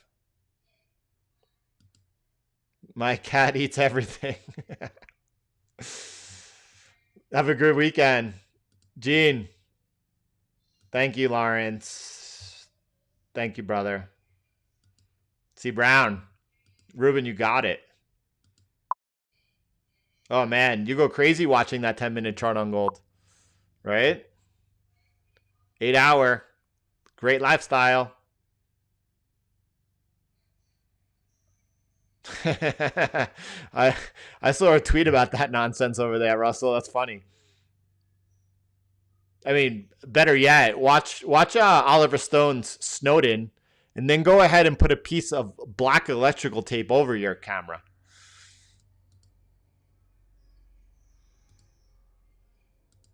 No. I mean, great question, Friday, right? Stoicism or any philosophers, you know? So, listen, it's not that I dislike Stoicism, first of all, and also big asterisk. I've never studied it to know enough about it where I could even give any insight. So how about let's just say that I don't practice it, right?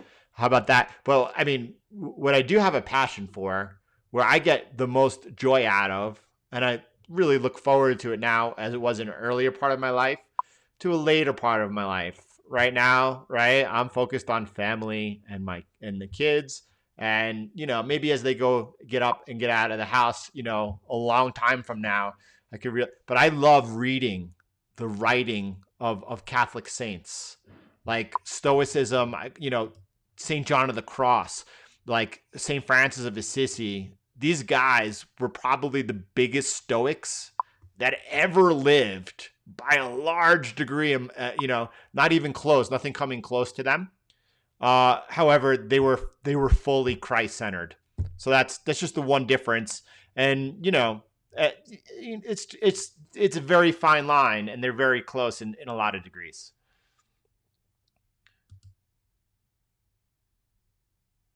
Thank you. Illinois, big shout out. Thank you for that. That's right, Jeff. Still saying goodbye to everyone. So, Timothy, you too have a great weekend. Thank you. I appreciate all of you too. Jordan, God bless you too, my brother. Have a beautiful weekend.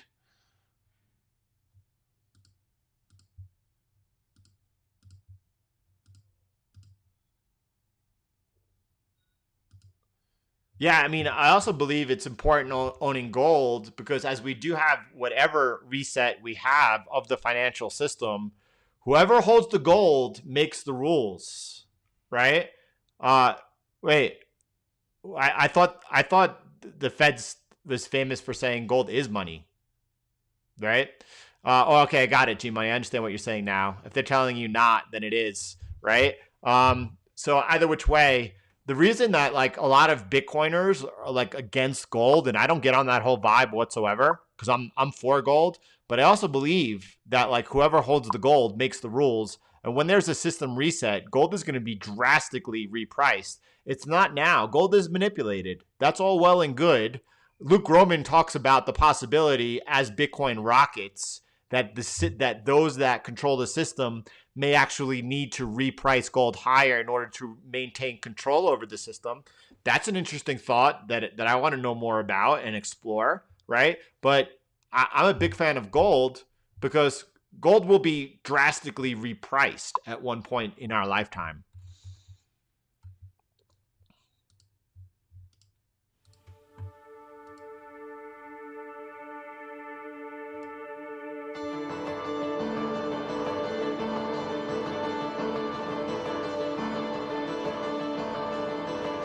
Just ducky. I could get on that expression.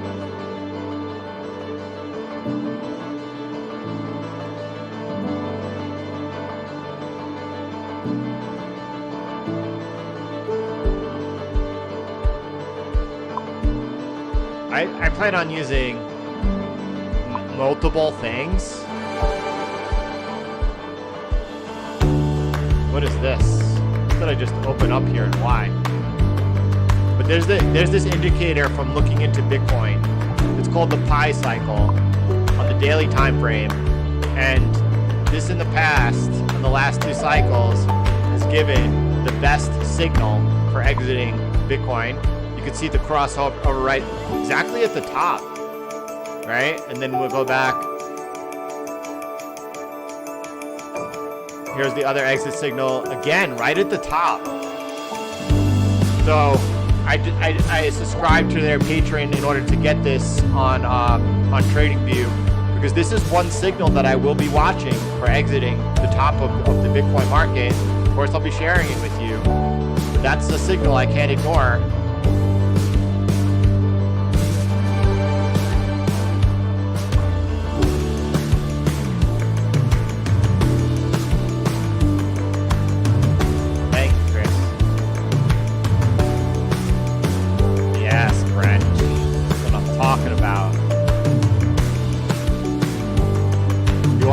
Wonderful, like-minded people attract like-minded people. We got an amazing thing going over here.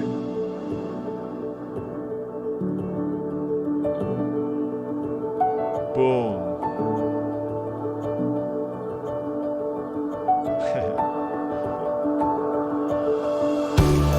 I'm not familiar with VeChain, but it fits into my whole coin thesis over there. All right, everyone. Have a beautiful weekend. I'll talk to you soon. Yeah, it's on lookingintoBitcoin.com. LookingintoBitcoin.com. Thank you, Miguel. That's important to me. You're all important to me. And that's the God's honest truth. So, on that note, I'll talk to you later.